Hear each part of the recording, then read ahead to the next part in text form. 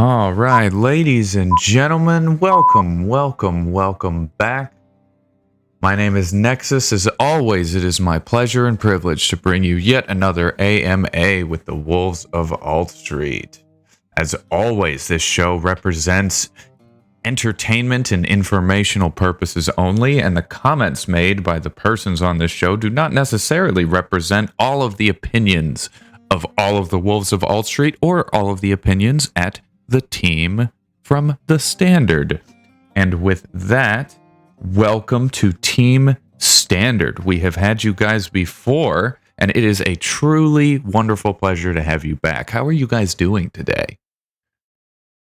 Yeah, good man. Thanks for having us. It's a pleasure to be back and looking forward to explaining what we've been up to and where we're heading and yeah, give you guys the lowdown. Thank you so much for having us. So excited already. All right. So the last time we talked to you guys was closing in around the Copper launch. A lot of things have happened since the Copper launch, particularly in the world economy, and not just for you guys. I guess I want to start by asking how everything that's happened since we last talked has affected your all's project, the crypto market forces, the traditional market forces. There's been a lot of upset around here. Yeah, I mean, the thing is that bear markets tend to flush out crap projects, right? Like we were quite conservative in the money that we raised, and what we would do with that and how we would hedge it. Yeah, of course, we're also down in terms of what we raised a little bit, but we did hedge some in some gold and some other assets so that we could have a longer runway to actually build this thing, because we knew that the bear market, we've lived through a bunch of bear markets, some of us on the team, so we made some good calls there. And yeah, like the good thing about these markets are there is just so much rubbish really that floats around, and it's very confusing for people coming in trying to find good projects to join, to work on or to invest in. And these bear markets really flush out some of that noise, and the good stuff bubbles to the top. And I dare to say that we're some of the good stuff. Well, I certainly wouldn't tend to disagree, given that at the time we talked to you guys, we were deep in what I would describe as rebase season, where every project around the corner felt like it was using some sort of exponential rebase percentage or some kind of airdrop mechanic like Jade Protocol to entice investors to get in. And you guys stood out to me because you were talking about inflation and real world problems that you were interested in solving. Yeah. Yeah, I mean, this was the whole point of trying to build a better stablecoin protocol, the ultimate stablecoin protocol. As in 2019, gave that talk in at LeBitConf and stood there and said, look, there's going to be an algorithmic stablecoin that's going to absolutely wreck everybody. And that wasn't like we were some sort of oracles. It was just purely going from an old school gold bug point of view to say you cannot have a stablecoin that's backed by a coin that you can just print out of nowhere that has no real value, and you can print infinite amount of. And so after that, going back to Berlin and working with the team to really develop sort of a next generation over collateralized stablecoin protocol that didn't have interest at its base level, like MakerDAO does. And then when Terra Luna failed, it really was, that check mark of, yep, we were right. This is exactly how it played out. So I feel kind of vindicated like that, but at the same time, sad for all those that lost money, of course. Absolutely. It was pretty tragic. And not only that, I mean, what we also said at the event in I think it was Uruguay, that after such a massive calamity. It's only natural that governments start to step in with really draconian regulation and try to really take some of that under their wing to say, oh, so now we have an excuse to really be a lot more hardcore with our hammer. And that's exactly what's happened as well, and not only in the States but in Europe with the Mika stuff coming out and such. But we're really focused on DeFi. We're focused in the DeFi world, and so yeah, I don't think it's a major problem moving forward. Okay. Oh, what is my question thing's getting stuck? There we go. All right. So just so I'm clear, the stablecoin euro that you guys are working on, that's really just the first of many types of stablecoin offerings, isn't it? Yeah, that's right. Like, the whole protocol is built on the premise of, why are we focused just on USD? Like, why is USD the main stablecoin of everything? When we have, obviously fiats all around the world that people want to basically have blockchain versions of.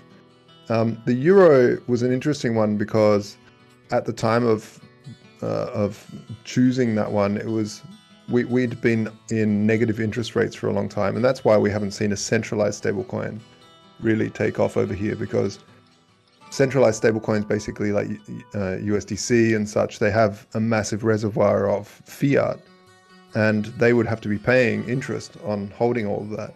So those stablecoins never really even got off the ground, and that's why a decentralized, over-collateralized stablecoin like the Standard is very well suited to that. But after that, we're looking, the DAO will decide, but we're looking to launch SUSD, S Indian Rupee, Rupal. Also looking at Turkish Lira is really interesting, because they're going through a very heavy inflation, and some other currencies in South America. But yes, they are. Yeah, and this is the beautiful thing about borrowing money from yourself, like locking up collateral and borrowing money at zero interest, and you don't need to, there's no like time limit where you have to pay back the loan, is that you can allow inflation to pay off your debt for you. So the higher you are, the higher inflation is in your neck of the woods, the better it is for you, because if you borrow money from yourself, then hey, that inflation's paying it off. Okay, so in that sense, you're kind of setting up the protocol to work not too dissimilarly from something like Alchemix, it sounds like. Yeah, I mean, I really have been focused heavily on trying to have these major selling points or differentiators from at least Maker, and that is focusing on 0% interest, by using a stability pool and launching through an IBCO mechanism, which we can talk about later, but also allowing for multiple stablecoins, hopefully mirroring every major fiat, also having cross-chain minting, so you can lock up your assets on the one chain and then mint across on Avalanche or whatever floats your boat. We won't be, that'll be later down on the technical roadmap, but it's something we're doing R&D on now. Okay. And also, what else was there? Oh yeah, automatic swaps of collateral.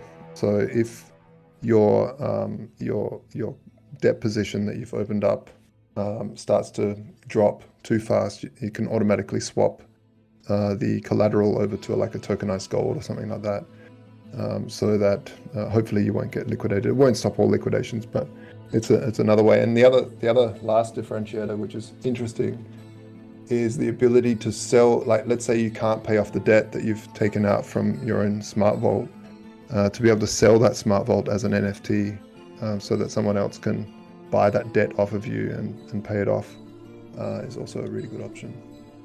Okay.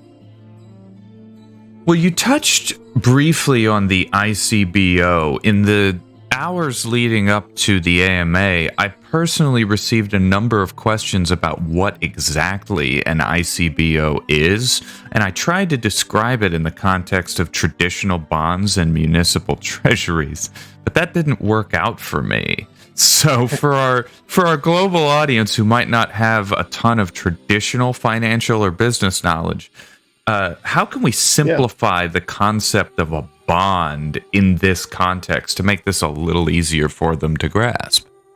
Yeah, sure. So, the whole idea is to not have an interest rate on the base layer of money. So how else do you keep a stablecoin stable? Well, you build a pool of liquidity big enough so that anyone that is willing to trade one S-euro for 1 euro worth of Ethereum or something else, and that pool facilitates that. So how do you do that? Well, this IBCO, which is an initial bonding curve offering, is basically broken down into 3 stages as we've created it.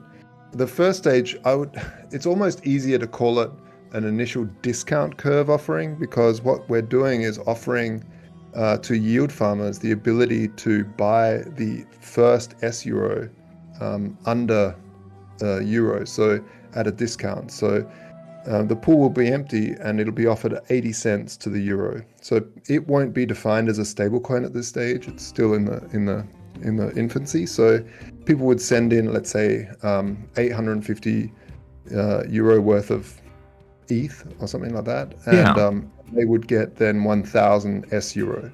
So or 800 ETH, they would get 1,000 S-euro, and then all of a sudden they've got 1,000 S-euro, and that's great. But what can you do with that? And what you do with that is basically do some more yield farming, and this is where you actually buy a bond. That bonds have different maturity dates, so that means that a bond is basically a bit of paper that gives a yield for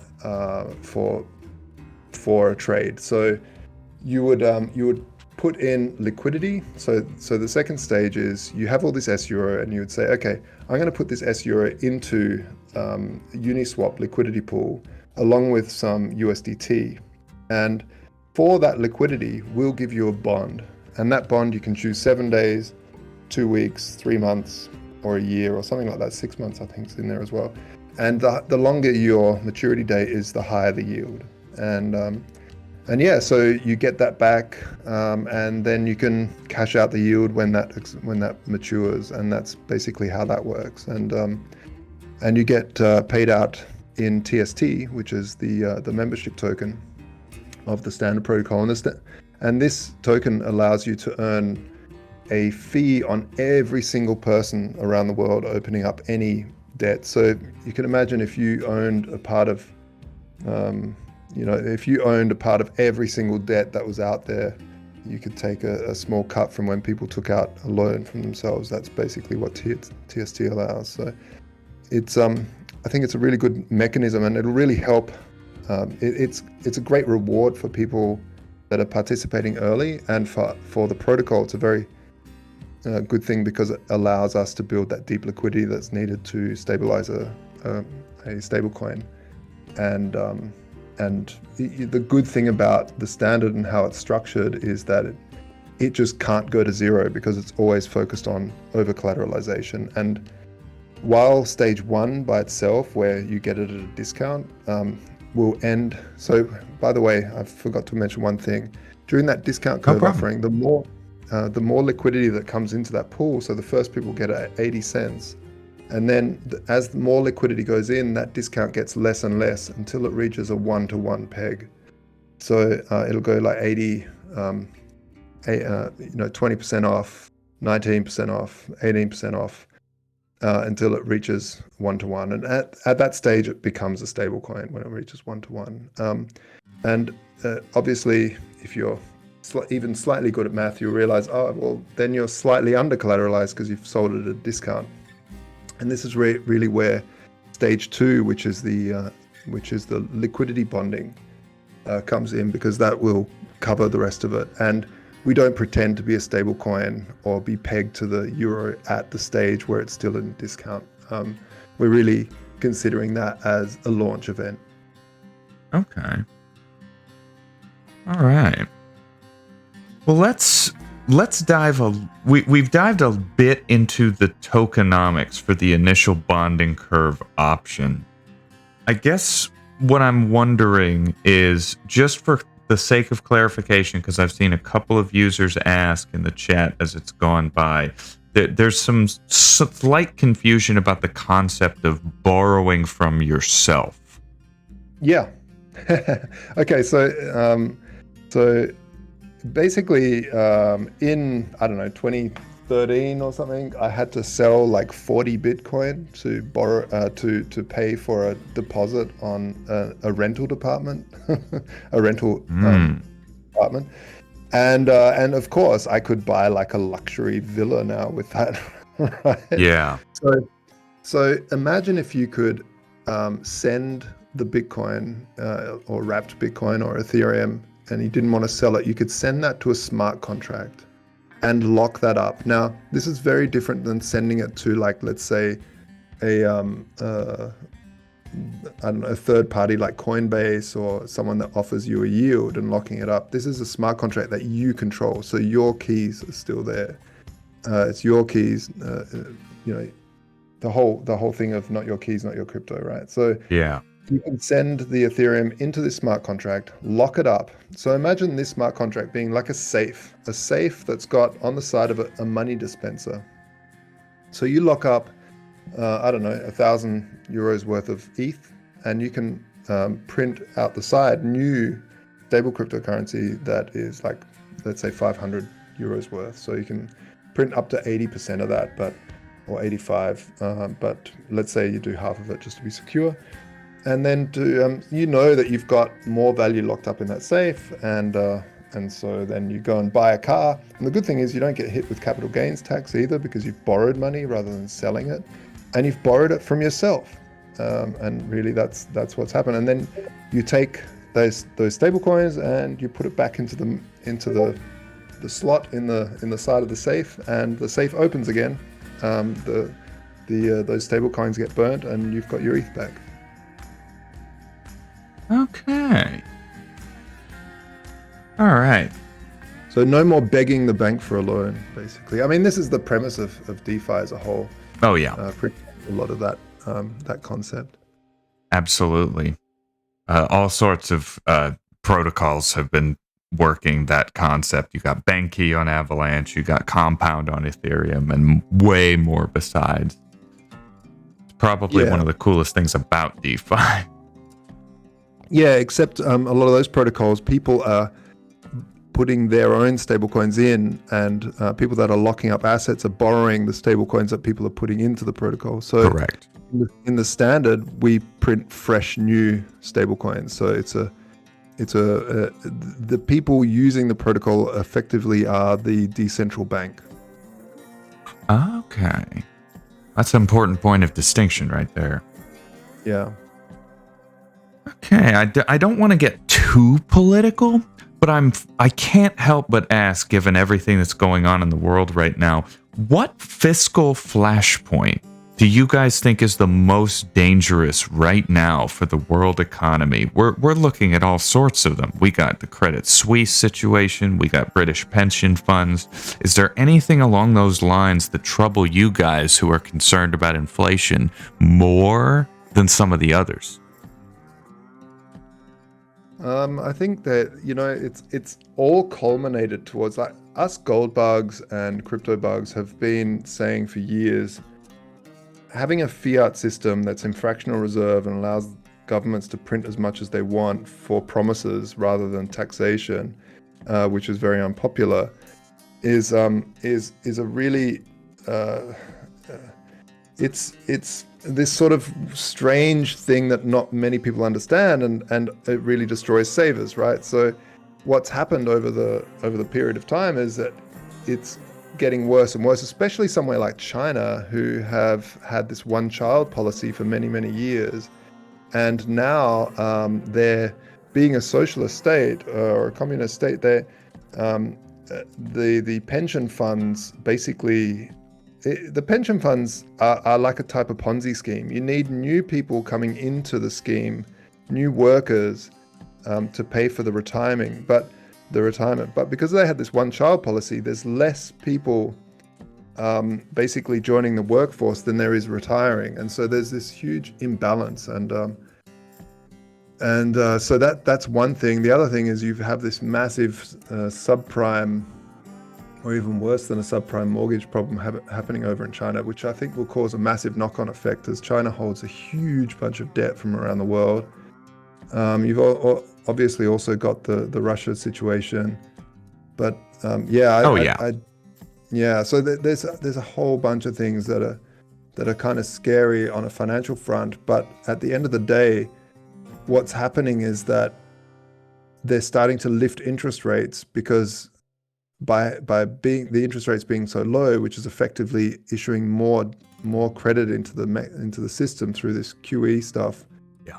You basically get more and more inflation, and now that they're lifting interest rates, it's basically going to wreck borrowers and cause more small businesses to fail, which has this knock-on effect. In which case, they'll probably lower their interest rates again, and it's a runaway train right now. And there's not really any way to change it apart from generally what happens is that governments, debase their currency to all hell, and then they launch a new currency, and that's where I think it's happening. But this time it's global. It's many countries. So why not take a lot of debt out in something that's being inflated away? And that's where the standard really comes in, or anywhere where you can borrow at a fixed interest rate, and that's why the standard's focused on 0% interest. Definitely a fan of 0% interest as a borrower on occasion myself. Okay, my last question before I start kicking it to the community. After watching all sorts of DeFi projects collapse over the past year, do you guys have any general thoughts about how the Web3 environment is evolving post Terra Luna and Celsius? Yeah, I mean, I'd like to hear what Bahila has to say, but I'll quickly start it off with. Me too. Yeah, the thing is that, sadly, unfortunately, people need to touch a candle to understand what a flame feels like, and I kind of feel that the world has been so, or people have been so hidden from how to invest money or what scams look like, because the governments have generally stopped people from taking any risks. The only thing that they've allowed is like, betting on the horses or races or the lotto.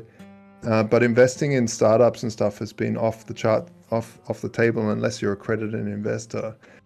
And so many or the guy personally. Yeah, or the person. Yeah, exactly. And so it's a very it's one of these things that now that the Wild West of crypto is there, the fact that people fall for, hey, send me, 1 Bitcoin and I'll send you 2 back, is so crazy to me that people fall for that crap. But also with Terra Luna, what I think will happen is that it's a lot more sophisticated, right? So I feel that people will be able to say, okay, if there's a protocol that's offering consistent 20%, where is that 20% coming from?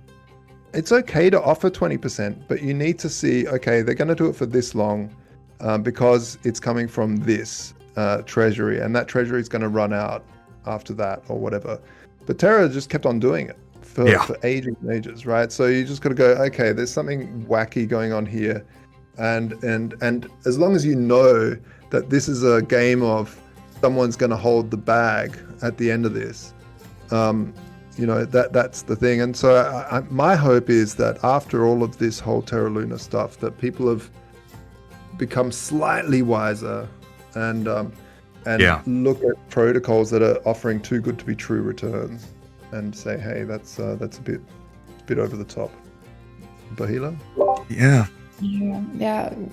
Exactly what you said. And in addition, I think here to highlight the importance of having a real healthy self-governed community, like a DAO, and to take the time to look out the projects and look where, like, follow the money, as Josh always tell us, follow the money, and you will see like how the companies functions and everything. So we actually we at the Standard, we intend to build a very healthy self-governed community, which takes a bit of a time, because we're trying to find all these best tools to improve the communication and take the suggestions of our community very seriously. So at the end of the day, we do all of this to break down the top to down model businesses and get rid of centralized decision-making companies and projects. And not every project is actually decentralized, even in crypto. I actually wanted to talk a little bit about our DAO tooling system and how our community and people who are hearing can also participate in this, because we need their help also to have the suggestions to build the perfect DAO at the end of the day. So actually we are implementing 2 DAO tools at the moment, Dwork and Snapshot. And the steps are very simple. I'm not sure if the links are already shared, or I'm happy to share it afterwards. So if you want to participate in our DAO, in our Dwork, which is basically you can assign yourselves to tasks and get rewarded with TST or other stablecoins, or also give us some suggestions that we can directly like communicate with you about them and discuss them. So you basically just first you join the Standard Discord. I think the links are already shared. You verify yourself. Yeah, you verify yourself in the Standard DAO Discord, and then all verified members can join all Dwork spaces and start contributing to our DAO. But a simple exception would be that if you want to do tasks in the product tester space, for example, if you want to test our beta and get rewarded for this, you just need to request this role on our Standard Discord. Just write it in the general chat and we will definitely get back to you. So it's like a bounty program that we implemented in Dwork, rewarding each member who completes a specific task with a specific number of tokens. And also, because it actually took us a while to decide on the DAO tooling and figuring out the best way to integrate the voting system. So to either integrate it with Dwork or Discord. So we decided on Snapshot, which is also live now. But still, like, the proposals are yet to come, so people can vote on, for example, if you want to partner up with a specific DAO or a DeFi project, so the community can also have a say in this. If you think that it's the right way to go, if not, or give us suggestions. So yeah, just wanted to say that also on top of everything. Awesome. All right. With that concludes my personal docket of questions. Hopefully I'm not boring you guys too badly today. By the way, I just want to drop while we're here before we go to the other questions. We've just launched a referral program because we're sort of coming out of stealth mode, so to speak, and we just launched it yesterday. So we're giving away 1.45 million euros worth of TST, as well as some tokenized gold and some NFTs and stuff. So that basically works by joining the waitlist and inviting your friends, and every friend that you invite, they get 20 points, you get 20 points, and the top people in the top 1,000 on the leaderboard at the end get 1,000 euros worth of TST. The people in the top 250 get 2,000, and the top 100 get 4,000 worth of TST plus tokenized gold, and every category gets an NFT of the project. Early days, so you can prove you're there. We do believe that this is going to be the major stablecoin.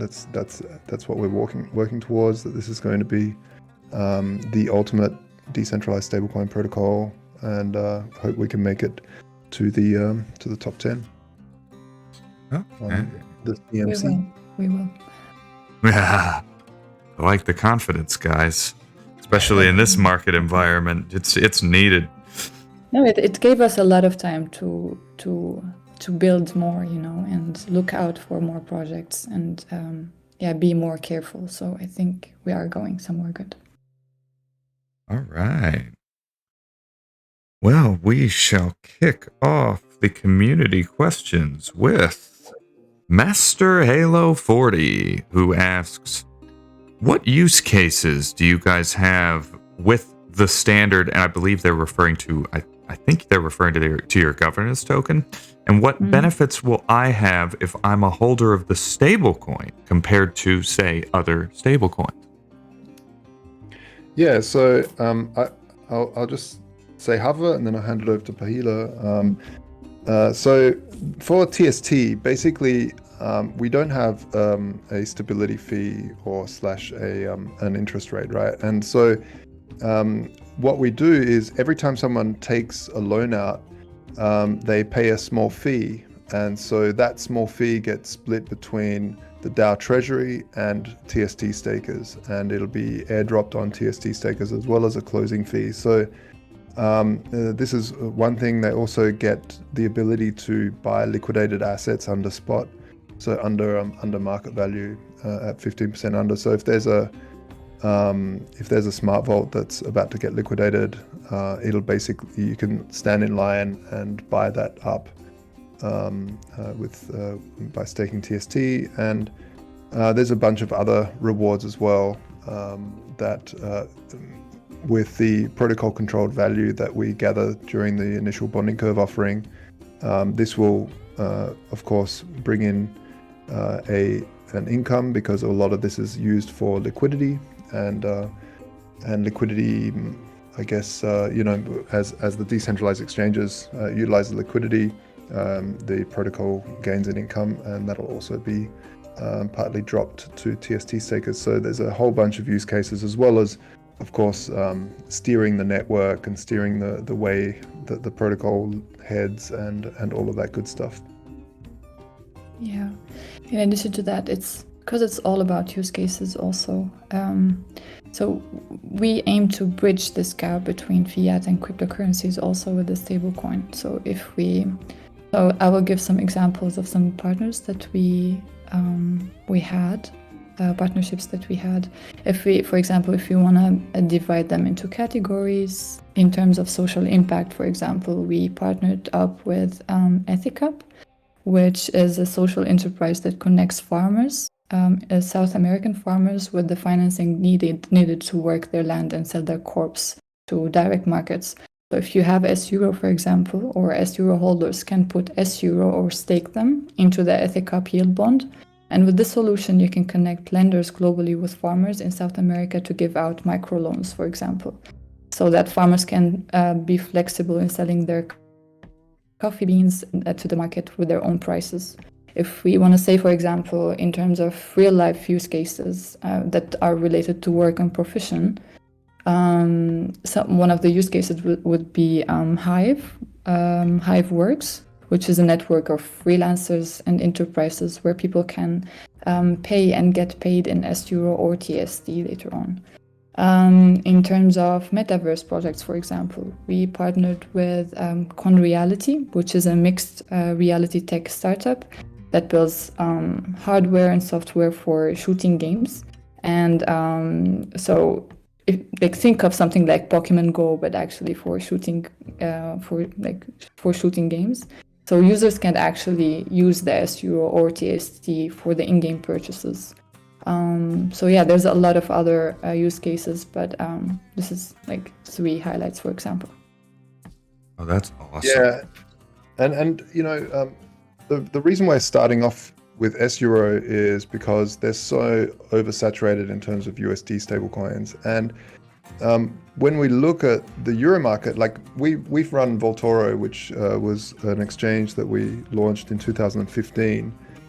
We've run it since 2015. We really saw a difference in freelancers and what they invoice in. We were crypto only, still are actually. We're about to launch euros on Voltoro soon. But the thing is that our freelancers would be like, oh, we're invoicing in always Bitcoin or Ethereum. And then in 2020, it really changed. A lot of people just started invoicing in stable coins. And so, and the reason for that is because it's very, very difficult to account for that. It's very difficult to account for, Bitcoin, right? Because like there's always ups and downs and goes around. And so, being able to invoice in a stable coin, get that stable coin, and then buy the speculative asset afterwards is just much, much easier. And so that's why I see more and more markets actually heading towards stablecoins in their local currency, especially places like Turkey. And as we've moved more and more online, the world of freelance is really asking for payment in stable cryptocurrencies that's in their local currency, because they know how much a carton of milk costs in their local currency, though not so much in USD. Yeah. Yeah, actually, just now we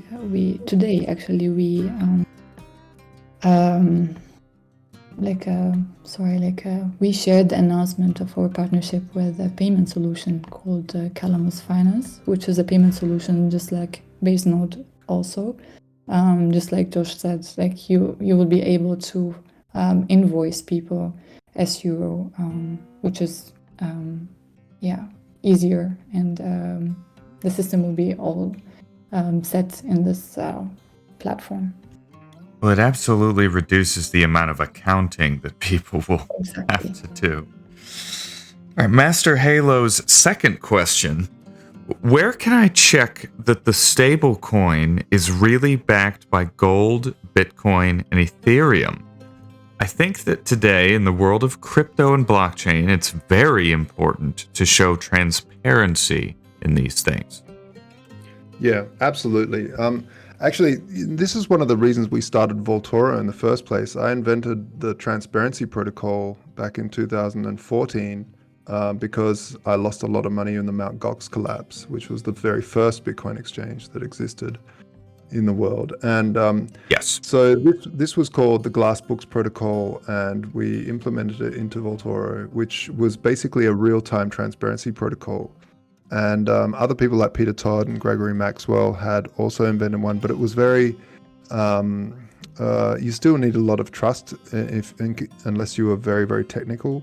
You would just get like a green tick, and I didn't want that. I wanted a way for grandma to be able to go, oh yeah, look, they've got all the money, because I can just see it here and calculate it. And I won't go into the details of how it works, but the matter of the fact is that we've been always very obsessed with transparency in the crypto world. It goes towards the ethos of the cypherpunks in general that invented Bitcoin, and that was transparency for the powerful and privacy for the weak. And really, the transparency is super important. So first of all, it's a smart contract. So anybody will be able to see the smart vaults that are there, see how many assets are locked up in these smart vaults, and see how much S-Euro or other stable coins are floating around, and make sure that equals one. We'll have services that go off and basically query the blockchain for all that data, and then compile it into a nice visual thing. But anybody can write these things and do that. In terms of the stability pool, again, it's on the blockchain, so you'll be able to see.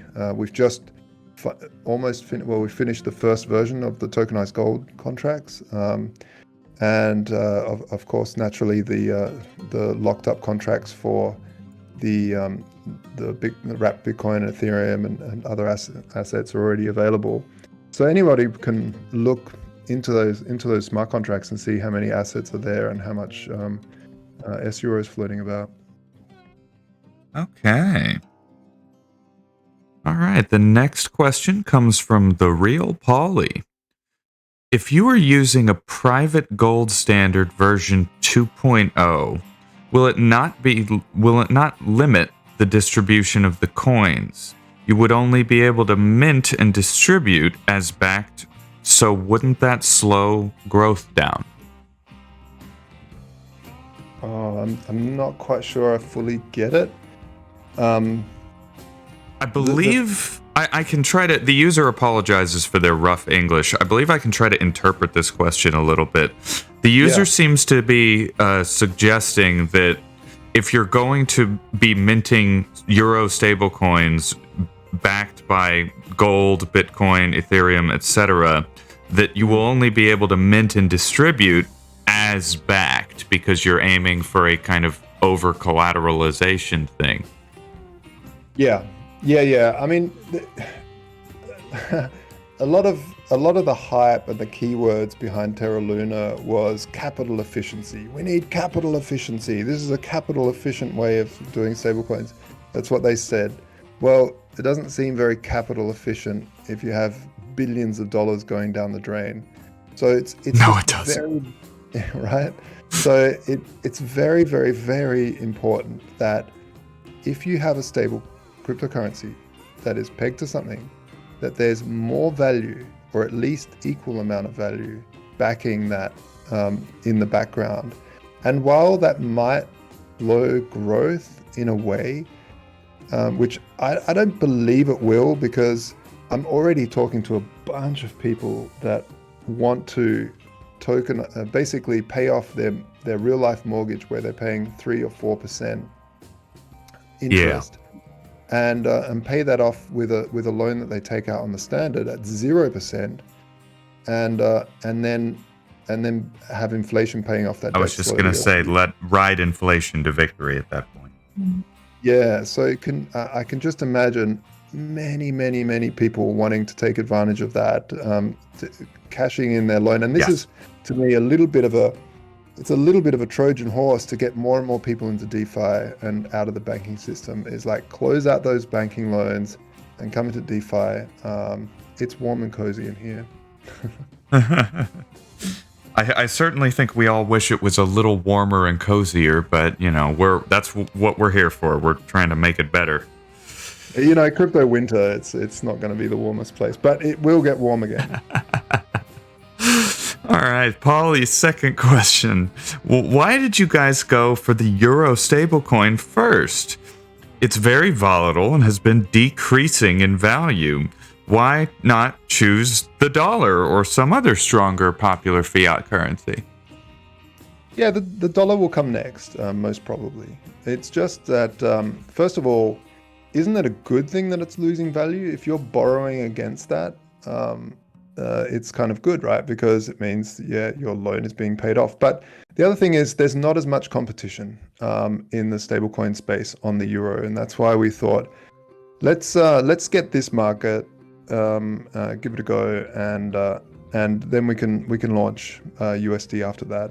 It's not a problem. But it was basically let's launch with something that isn't too crowded, because there are so many stablecoins in USD. It's out of control. So I think Euro really works for us, and that's kind of the short and long answer. No worries. Yeah, I'm fairly certain that no one's more frustrated about the number of stablecoins than the Securities and Exchange Commission. Yeah, imagine also like talking about Turkey. The Turkish lira lost 44% of its value against the dollar. So imagine having stablecoin in Turkish lira. I actually read some time ago that the trading pair Turkish lira to Tether was the second highest trading pair in Turkey, because people were just going to stablecoins that they can no way like trade Turkish liras anymore or have it. So imagine having a stable coin to the Turkish lira, and you can actually take a loan with Turkish lira. This is insane. That is wild. Okay. Next question from Why is the Rum Gone? Is the stablecoin euro backed by real-world money or assets, or does it rely on an algorithm to fully maintain its price? No algorithm. Originally, we called it a next generation algorithmic stablecoin. This was like a year ago because it was always over collateralized. It was always had more assets, real assets, behind it than stablecoins floating around. What we thought of the algorithm, and the industry was still sort of settling on nomenclature that's at that time. But why we initially called it the next generation was because we wanted to figure out an algorithm that would determine the interest rates to hold a peg. But we've gone totally away from interest rates altogether to hold a peg. And so now we're absolutely nowhere near anything to do with algorithms holding pegs. We are looking at ways to think about how to properly deploy the protocol controlled value that's raised during stage 1 and stage 2 of the IBCO. But again, I think that'll more be a whole bunch of people talking about it on Discord, discussing different ways of getting the highest yields, but also protecting the protocol. Is the stablecoin euro fully backed or over collateralized? Over collateralized, so which equals fully backed. Yes, it does. It actually means greater than fully backed for those who may not know. Yeah. Okay, the second question from Why is the Rum Gone? If the stablecoin euro has 0% interest for borrowing, then how is the yield for the stakers going to be generated? So everybody that takes a loan out pays a one-off fee for that loan that they're taking out, and as well as when they pay it back, there's a closing fee, and that's the yield. So imagine if we have 30 different stablecoins all around the world, Indian rupee, US dollar, Turkish lira, euro. All of these people borrowing in their local currencies have these fees. So this will all be, not all of it, it'll be slightly shared with the treasury of the protocol so that we can continue to have boots on the ground doing biz dev.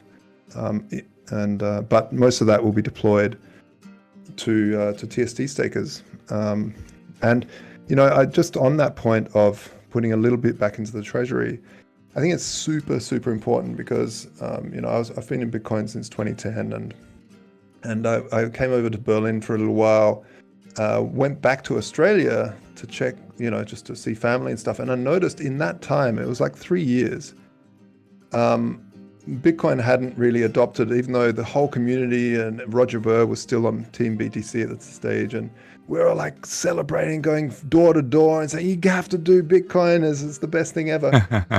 Yet when I went back there, Alipay had managed to basically convert everyone to accepting Alipay. And I was like, why can Alipay do it, but Bitcoin can't? And really what it comes down to is having budgets for proper biz dev, going door to door, and incentivizing people to accept the new payment form and such. So this is really what we're going to be focusing on as well within the protocol, to make sure that the DAO has enough funds to really make mass adoption possible. Oh, that's cool. Okay, next question from Saka22. There are many stablecoins already. What is the point of creating more? And why would people buy it instead of the established stablecoins that would be a lower risk to hold? Yeah, it's a good question, but really, is there that many? If you look, first of all, they're mainly all USD. Second of all, how are they functioning? What is behind them? How are they built? Because I feel like the centralized stablecoins like USDC, USDT, BUSD, all of these, they will be stopped once governments come out with CBDCs. So it'll only be decentralized stablecoins like MakerDAO and the Standard that will compete against CBDCs. And CBDCs are going to be an absolute hellish bondage that will tie your value to the whims of whatever they want. I'm already seeing talks of CBDCs being experimented on where the value of the money expires after a certain amount. So you don't save it, you keep spending it. There's other talks of that I'm hearing from people developing CBDCs that during a lockdown, because that's a thing now, during a lockdown, you cannot spend your CBD in the next district across or the next town across. It's geo-fenced to your local area. I mean, these sorts of controls are so awful and evil that we really need to, as a community, come together and support actual, real, decentralized stablecoin projects that are not centrally controlled and cannot pull off these sorts of egregious crimes against humanity. Oh, you are not kidding on that front. Okay. Second question from Saka22. What? And I believe this is a reoccurring one, so if this reoccurs, I apologize, but Saka gets the first claim to it because they asked it the first. What is to stop the Standard from failing in a way similar to Luna and UST? We've kind of covered it, but that's a different way to ask the question. Yeah, so, Luna, actually the Standard, I started working on the Standard before Luna failed because I knew it would fail. And what was your clue, if I may ask real fast? Well, reading the white paper. Like, as soon as look, Terra Luna was the first, was not the first of a big string of algorithmic stablecoins that had tried to do quote unquote capital efficient lending. And when I read the white paper on the way over to South America to the LibBitConf conference, I came off of that plane just thinking this is looking like a complete nightmare. And the reason being is Terra Luna was literally backed by fluff. It was backed by a governance token that had no value, had no way to earn yield. The only thing that they could do was print more of it. And it was the old sleight of hand, a trick. And and so when they collapsed, it wasn't really a surprise. It was a surprise that it happened at that time. I thought it might just go on for a little bit longer. But really, the Standard was an answer to that. And to really answer it, so Terra Luna was backed by its own governance token, by them printing more of it. So if Luna USD dropped in value, they would just print more or issue more of their governance token to back it, and then which inflates the governance token. Which inflates the governance token, and then they ended up with so much governance token that it really made like Venezuela blush. Like it was bonkers, and so it was only. I mean, I don't know why only a few people saw this, I guess, and warned about it. But anyone that's slightly versed in Austrian economics or any sort of economic theory realizes that, well, this is basically a Ponzi scheme that's even worse than a Ponzi scheme, because a Ponzi scheme, you actually have to go out and find new people to join, right, to pay for old. Terra Luna didn't even need to do that. They just printed new customers. They just printed the value out of nowhere. They didn't even print it. They just issued it more algorithmically. So That's correct. What the Standard does is the Standard basically only allows people to issue stable coins if they lock up more value in Bitcoin or Ethereum or tokenized gold into smart vaults, into smart contracts. So it cannot go to zero unless the entire crypto sphere goes to absolute zero. And so yeah, that's and even then it can't, because a lot of it will be tokenized gold, which has been around for 5,000 years and hasn't gone to zero. And to the community members in chat who are doubtful when you hear the claim that Josh saw the Luna run coming, I already mentioned in chat myself that our admin Hustle called that as well. It's worth noting that Hustle isn't exactly a classically trained Austrian economist.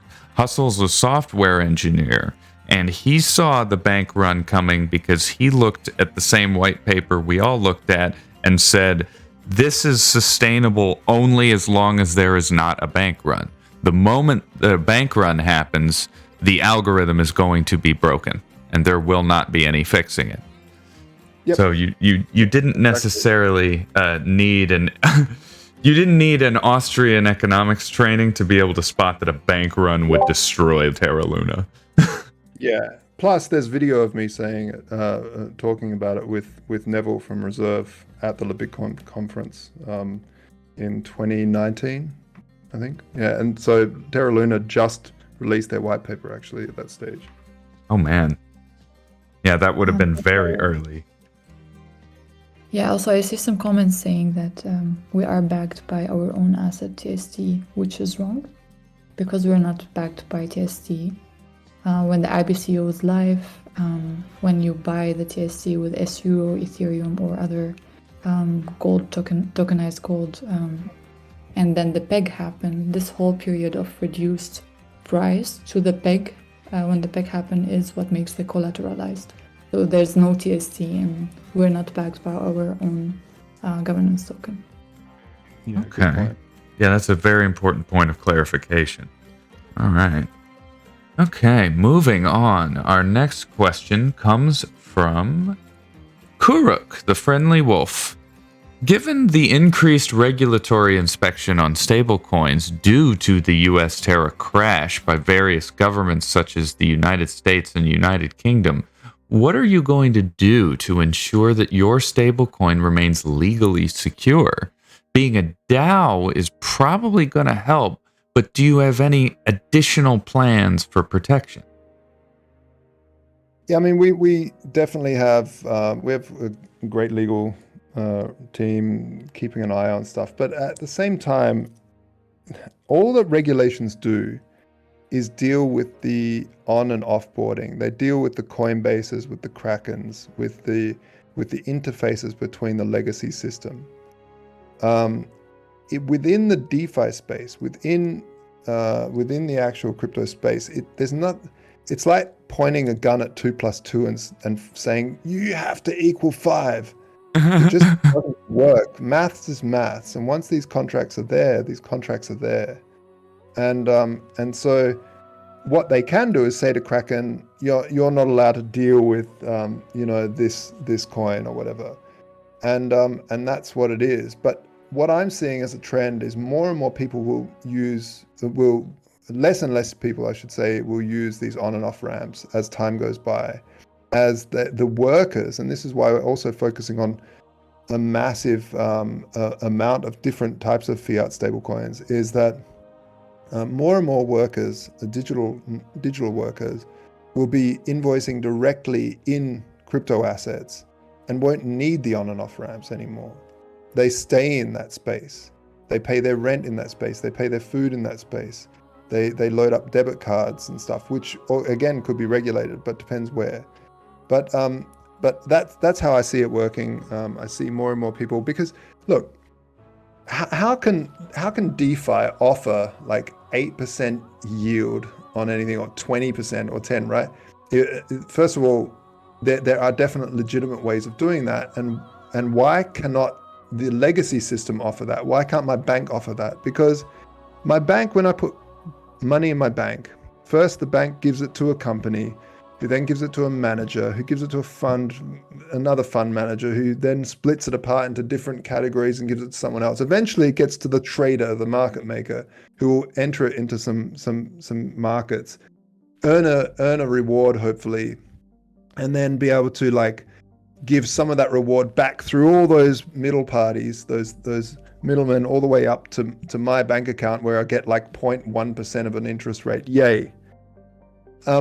DeFi, I stick my money directly in an automated market maker and earn a yield that's far beyond that. It's cutting out all the middlemen. So it's only a matter of time that all liquidity heads towards DeFi.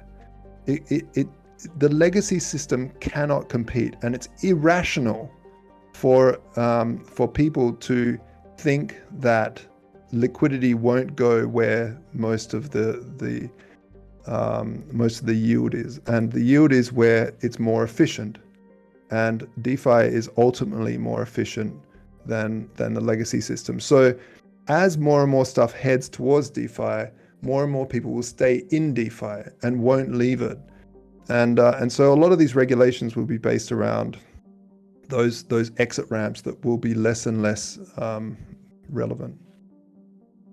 Okay. Yeah, we're a little over the hour mark, so I just want to call that out because I really appreciate the time. These questions are baller, as always. I'm so proud of this community.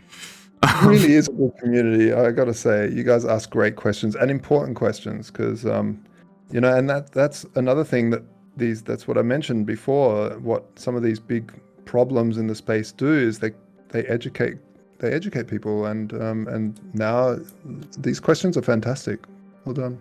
Yep, amen. We got some ballers and more coming in.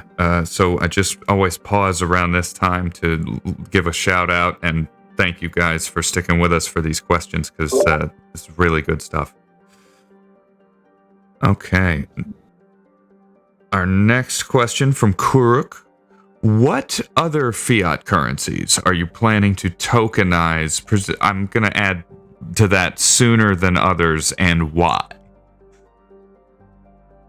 The plan is to leave it open to the DAO to really decide on that, because we have people from all around the world, and but definitely the USD is definitely going to be up there with one of the next ones, just because most people calculate things in USD, even if that's not their local currency, because they get into crypto and they think, oh, I'm going to start trading it. It's the first thing people do generally, and then they get wrecked. And then but they go on YouTube and they go like, how do you trade crypto? And everyone references USD compared to Bitcoin or Ethereum, and so generally people get used to that, and that's why USD is so prevalent in this space.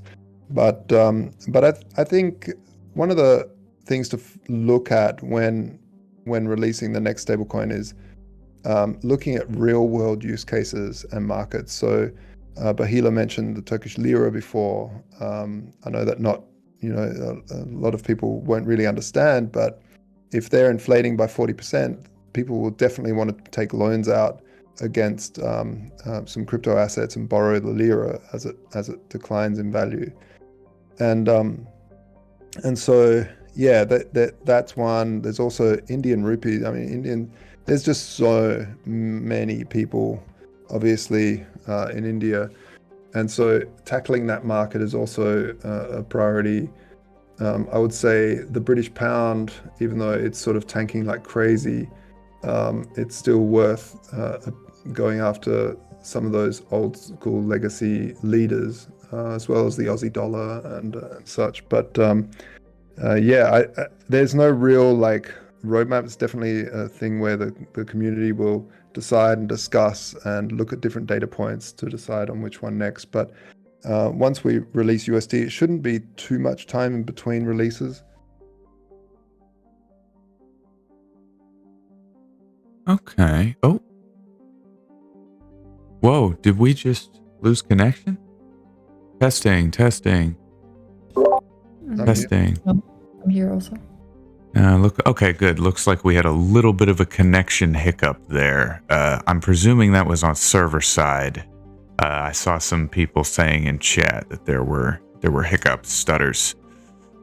On my end, that should have sounded fairly clean for the viewers on Twitch. So that's the good news there. Okay, no big deal. It happens.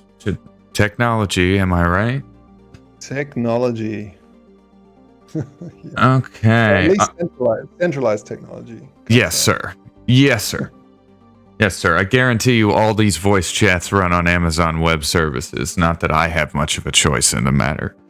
Yeah, there's actually a really good protocol that I've been keeping an eye on called Keen, and it uses the handshake. Like it's a definite peer-to-peer video conferencing tool. It's amazing, and they've just released like sending Lightning Network transactions across it as well. And the more people use it, the faster it gets because of the way it's structured. It's pretty wild, and it's free and open source. It's awesome. All right, our next question comes from Avengel or Avengel. I'm not sure exactly how that's pronounced. How are you planning to back and pay for the tokenized Euro stablecoins that TST hands out? What's the plan for the how does the safe reserve plan look? I'm not sure I fully understand it. I mean, I get what he's saying, but I don't know. So initially, what happens is that we're doing this IBCO, this initial bonding curve offering, which is like an initial minting event, and people pile in with liquidity into a liquidity pool and gain the S Euro at a discount. And as more and more liquidity comes in, that discount gets less and less. And this is all transparent and programmatic, so there's nothing really we can do to change that once it's launched. And then the second stage is people place that the S Euro that they've got into liquidity pools on Uniswap and sell us that liquidity, sell the protocol that liquidity for a bond, and get back a really strong yield from that. Now, I'm guessing what you mean is that how does the protocol decide where that liquidity is deployed? Is that I believe that is what the user is asking. They added a line on the end like government bonds, etc. So I believe me not including that added some unclarity to that question. I apologize. Yeah, so it's interesting because Maker is headed towards I don't think they're copying us, but they're definitely coming to the same conclusions. And I think it's a terrible mistake to buy government bonds. I just don't like that because they're interfacing with I don't know, with the wrong side. But what we focus on is really open, strong debate, as well as looking at solutions. Now, there was another protocol called Phi Protocol, which used also protocol controlled value mechanism. And one of the flaws that they had was that people were just pushing to have a higher yield. So they would push the protocol controlled value not in a place where the protocol, which was best for the protocol, but what was best for their yield. And so one of the things we're looking at is using prediction markets over just general voting. Again, I think it's an interesting thing. It's one of the things I'm looking at. I haven't really talked on it or touched on it yet because I'm still modeling stuff out on paper and in my mind and such. But I think a lot of the stuff is based around that we can initially do is based around like structured mandates within the governance world to say, look, when we vote, we have to vote on not only strong yields on behalf of TST stakers, but also a strong position for the DAO and for the protocol control value, that it doesn't fall in value. And now one of those things is tokenized gold, and while it doesn't have a yield like a government bond does, it is a definite hedge against inflation, which is the standard use case for gold, and is one of the reasons why we've been able to, raise a fairly modest amount of money to build this protocol and live on it and work on it and employ people for quite a while because we've hedged against the crypto bear market quite well using this exact strategy. Okay. Avenge L's second question is, what are the continued advantages of your Euro token compared to other Euro tokenized pegs in the crypto market? And if you count bonding, please add in the continuing or estimated annual percentage yield. Those will be released as we get closer to it. We're still modeling those out. So just join the Discord and stay up to date. Also, come and join the waiting list on the website, and we'll keep you updated. But what was the first part of that question? Oh, sorry, my scroll bar. The first part is, what are the continued advantages of your Euro token compared to other Euro tokenized pegs? Yeah, I mean, I think there isn't really that many strong, over-collateralized, truly DeFi, truly decentralized stablecoins. There's a few trying to do typical sort of centralized stablecoins where they lock up a whole bunch of fiat in a bank account, which is terrible. Like, it's a terrible mechanism. First of all, if that bank goes bankrupt, let's say there's $1 billion sitting in there, or billion euros, sorry, they're covered for 100,000 euros. Like, it's just nuts. And the other thing is, 100,000 euros is sitting in these bank accounts. $1 billion euros is sitting in these bank accounts. The banks are speculating with these funds. They're not just sitting there. It's not like just sitting there in vaults. It's being speculated with, and then the euro stablecoins are being speculated with in the crypto space. So it's just it's a really dangerous mechanism, the centralized one. Plus, they probably will be under attack by the MiCA regulations that are coming out. So yeah, I don't think you'll get any disagreement from the community on that. Yeah. So really, the focus is on building a truly decentralized stablecoin mechanism rather than trying to, be all fast and quick and come up with the next stablecoin to jump on some hype train. But this is really to try and build solutions for the cypherpunk sort of attitude to the world. Absolutely. All right, our next question comes from Wolf Dave UA. By becoming a financial institution which generates, quote, fiat stablecoins, end quote, there must be legal issues behind that. How does TST plan to face these front issues and legal hurdles and reach the most global users while making sure that investors and users of the stablecoins feel safe with their digital assets? Yeah, I mean, it's all about starting small. That's why we're starting with the euros, one zone, and then broadening out. It's really for us on our side. It's about building the right mathematical mechanisms in the smart contracts to make sure that there's always more collateral locked up than there is stablecoins floating around. And that's our main mandate. That's our main thing that we need to do. Along with that, what I mentioned before is by having an income stream for the DAO, by having these, the minting fees and the burning fees. And this income really allows for a strong business development, global biz dev team as part of the DAO. Like anyone can join. Everyone can say, I want to be part of the biz dev team. I'm going to introduce, this company or this, whatever, into utilizing the S Euro or the S Indian Rupee or the S USD. And having that sort of network, that large network, to be able to basically enable onboarding, like Alipay did, really, back in the day. Okay. Actually, if you go to DWork, on our space, you can go to the ecosystem, and in the board, there are some tasks that are actually recurring, so you can actually submit multiple times.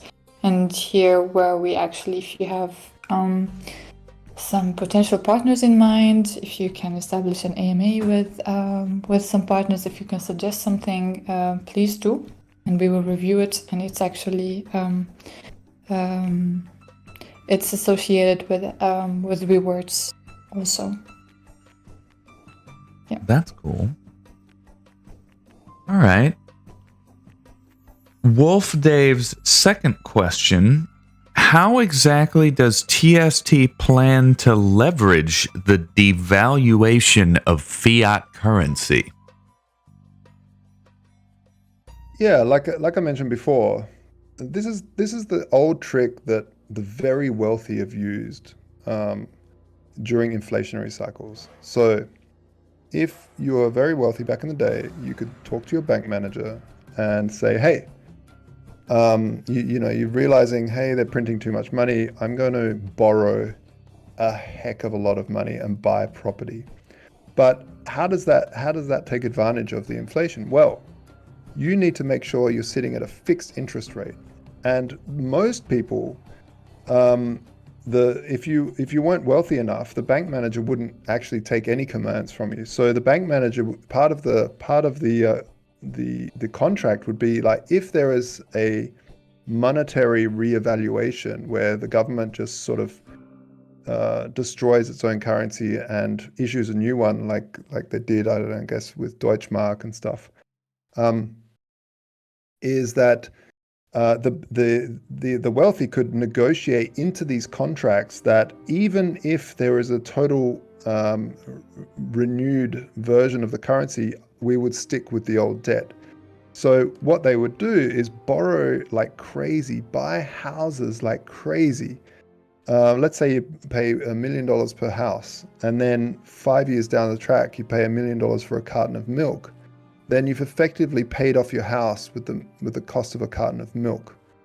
And so this is what we allow everyone to do now, because not only do you have fixed interest that cannot be rebased, it's also at 0% interest. So it's fixed 0%. So that's really a massive incentive for anybody to try to like take advantage of inflation that's happening, rather than falling down the rabbit hole of inflation. Take advantage of it and issue yourself debt that's pegged to the thing that's losing value, effectively shorting the currencies that are losing value. Okay. Our next question comes from Wolf MVP. Given that you're a DAO, how do you expect to maintain the value of your token as a stable coin? Will you be able to convince those outside the DAO to have the same conviction about digital assets? So how do you... The main thing that makes a stablecoin, you can have any pegging mechanism you like, right? You can have all sorts of things. The end of the day, what makes something a stablecoin is that someone can take that S-Euro and go buy €1 worth of Ethereum, €1 worth of Bitcoin, €1 worth of tokenized gold, €1 worth of anything else. And that's basically what it is. I know that sounds very simple, but it is really that simple. And so this is why having a smart contract that will always buy back 1 S-Euro for €1 worth of something else within the pool. And if you spread that in a slight, maybe it's not exactly €1 worth. Maybe you could have a slight spread of like 200 basis points, let's say, just to make the math easy, where you have a pool that will always buy back at 99 cents. Buy back at 99 cents and sell at 101. So there's another income stream for TST stakers as well, by the way. I don't think it'll be that big, the gap, but that's just for ease of thinking. So you have a pool that will always buy back at 99 cents and sell at 101, and that's really what holds that peg. Because at the end of the day, that pool has to be big enough to deal with to deal with the demand. Okay. Let's see. There we go. Wolf MVP's second question. Now that you want to establish your token as a stable coin, and I don't think they're establishing their governance token as a stable coin, they're just establishing the stable euro. That's going to be coming out, just for clarification. The question is, what are your plans to bring it into the top 50 cryptocurrencies to start off with? I'm not actually sure what you mean, Wolf. If you could clarify what you mean for me, that would help. Like, I mean, it's No, really I haven't gotten about... to your questions yet, Davey. I'm sorry. Please continue, Josh. No worries. It's all about strong biz dev, strong project, building out a proper ecosystem, and building a solid project. The top 50 will just come when you do that. Because if you look through the top 50, the stuff that just comes up, like, let's say, I don't know, Internet Computer or whatever it was called, it just appeared in the top 10 all of a sudden, because all of these VCs just piled in and dumped their bags on normies, right? So that's not our approach. Our approach is to build a proper, serious project that it doesn't have a dog on it on the coin. It's a proper, serious project that will basically be the standard for stablecoins, decentralized stablecoins around the world. And I if we just keep on that path, I don't see a way that we won't be in the top 50. It just might take a little while, might not, but it's a game of just building proper, solid technology. And I think there is something to be said for folks in Europe and other countries who might have a reason to prefer to operate in euros, but by the virtue of the nature of the space as it has existed so far, they haven't really had much of a choice. So yeah, exactly. And like I said in the beginning, the initial stablecoins like Tether were it was a very simple concept, right? You put $1 in a bank and you issue an ERC20 to bank and say you can always cash that ERC20 and I'll give you $1. But in Europe, you couldn't do that because Europe had negative interest rates. So if I put $1 in a bank, I would have to pay like 1% interest on that dollar. It was less than that. But if you build it up to the billions that Tether has, all of a sudden your business model just doesn't work for these centralized stablecoins. So this is why a decentralized stablecoin that we're building will fit very well in this space. And it's again, it's only the first stablecoin. It's just our launch mechanism. Next up is the USD. Next up after that is Indian rupee or British pound or Australian dollar or the Turkish lira, something like that. absolutely. All right, moving right along. PR Thomas asks, let's say I deposit 1 Bitcoin into the Smart Vault at a $40,000 price and to mint some stable coins, and the Bitcoin price goes by 50% to $20,000. What happens? Yeah, great question. So one of our main tasks is to avoid liquidations for the users because it just sucks to be liquidated. So there's multiple things you can do. You can either add more collateral, so you can add more Bitcoin. If you don't have more Bitcoin, you can actually trade the collateral that's in the Smart Vault over into a tokenized gold or something, so it stops losing so much value, because gold, while it's some might say it's volatile, it's nowhere near as volatile as Bitcoin or Ethereum, and it definitely won't go to zero. And then you have well, never say definitely, I guess. Not financial advice. The other option that we're doing is allowing, say you've taken a loan out from yourself and you've lost your job and you've got this debt. Of course, there's zero interest, so you don't mind, but the collateral's dropping in value.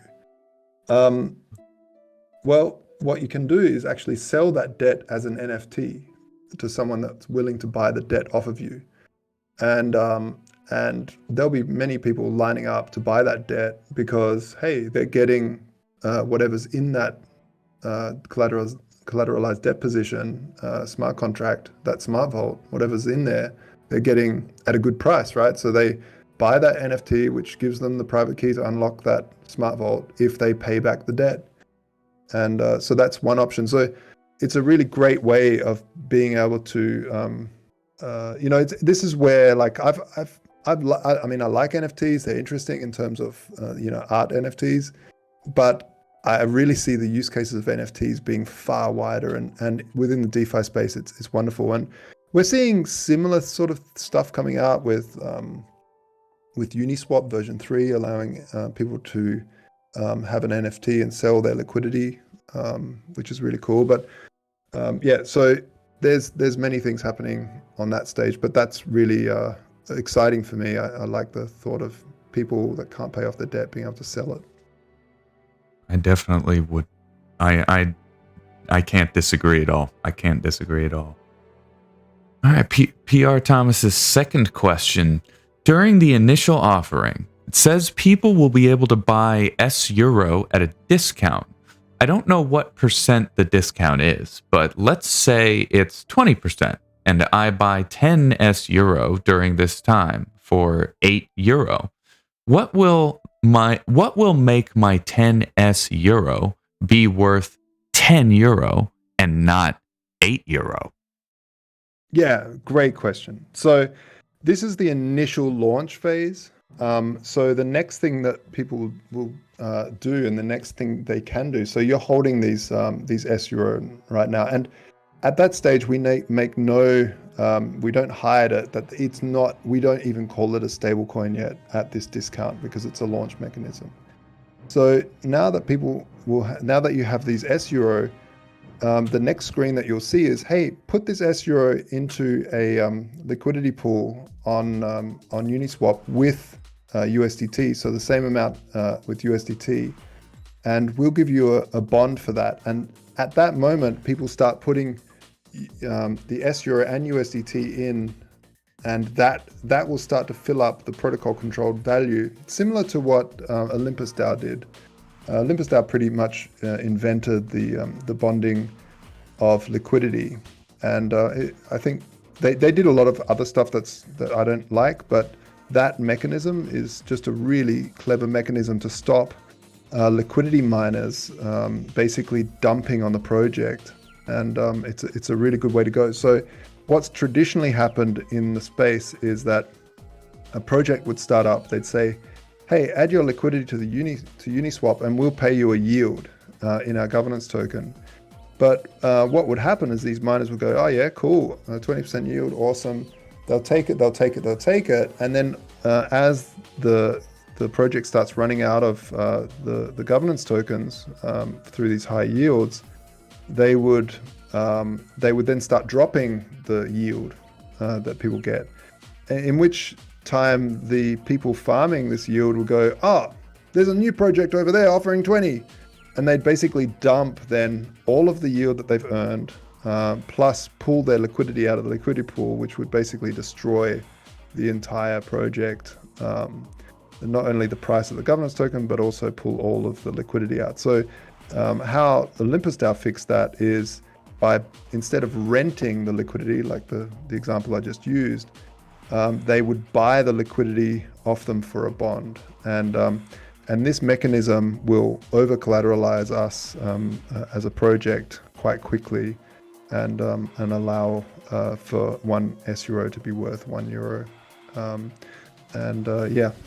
That's basically the short and the long answer. I hope that made sense. If you've got any questions about that. Yeah, if you hit us up if you got clarification, I'm sure we'll be able to get back to you. Okay. Next question comes from Gilong De Su. Many projects look great only on the white paper and the roadmap, but then face many difficulties when trying to implement their mission and end in failure. How does your project plan to overcome? Let's just say, I'm rephrasing their question here. How does your project plan to overcome future obstacles in its development? I mean, it's a very hard question to answer because we don't know what we don't know, and it's, you know, there are no guarantees. All I can say is that we have a really strong team. We aren't just a team that's come out of the woodwork and like, we're into blockchain. Like, we've been working in this space. We've run one of the oldest exchanges in the space, called Voltoro, launched in February 2015. We started working on that in 2014, just after Gox. We've been working in the back end with many projects. I personally spent a long time trying to figure out the whole Bitcoin scaling debate and trying to massage people into the, you know, actually solving that, so that, you know, the big blockers could do their thing and the small blockers could do their thing.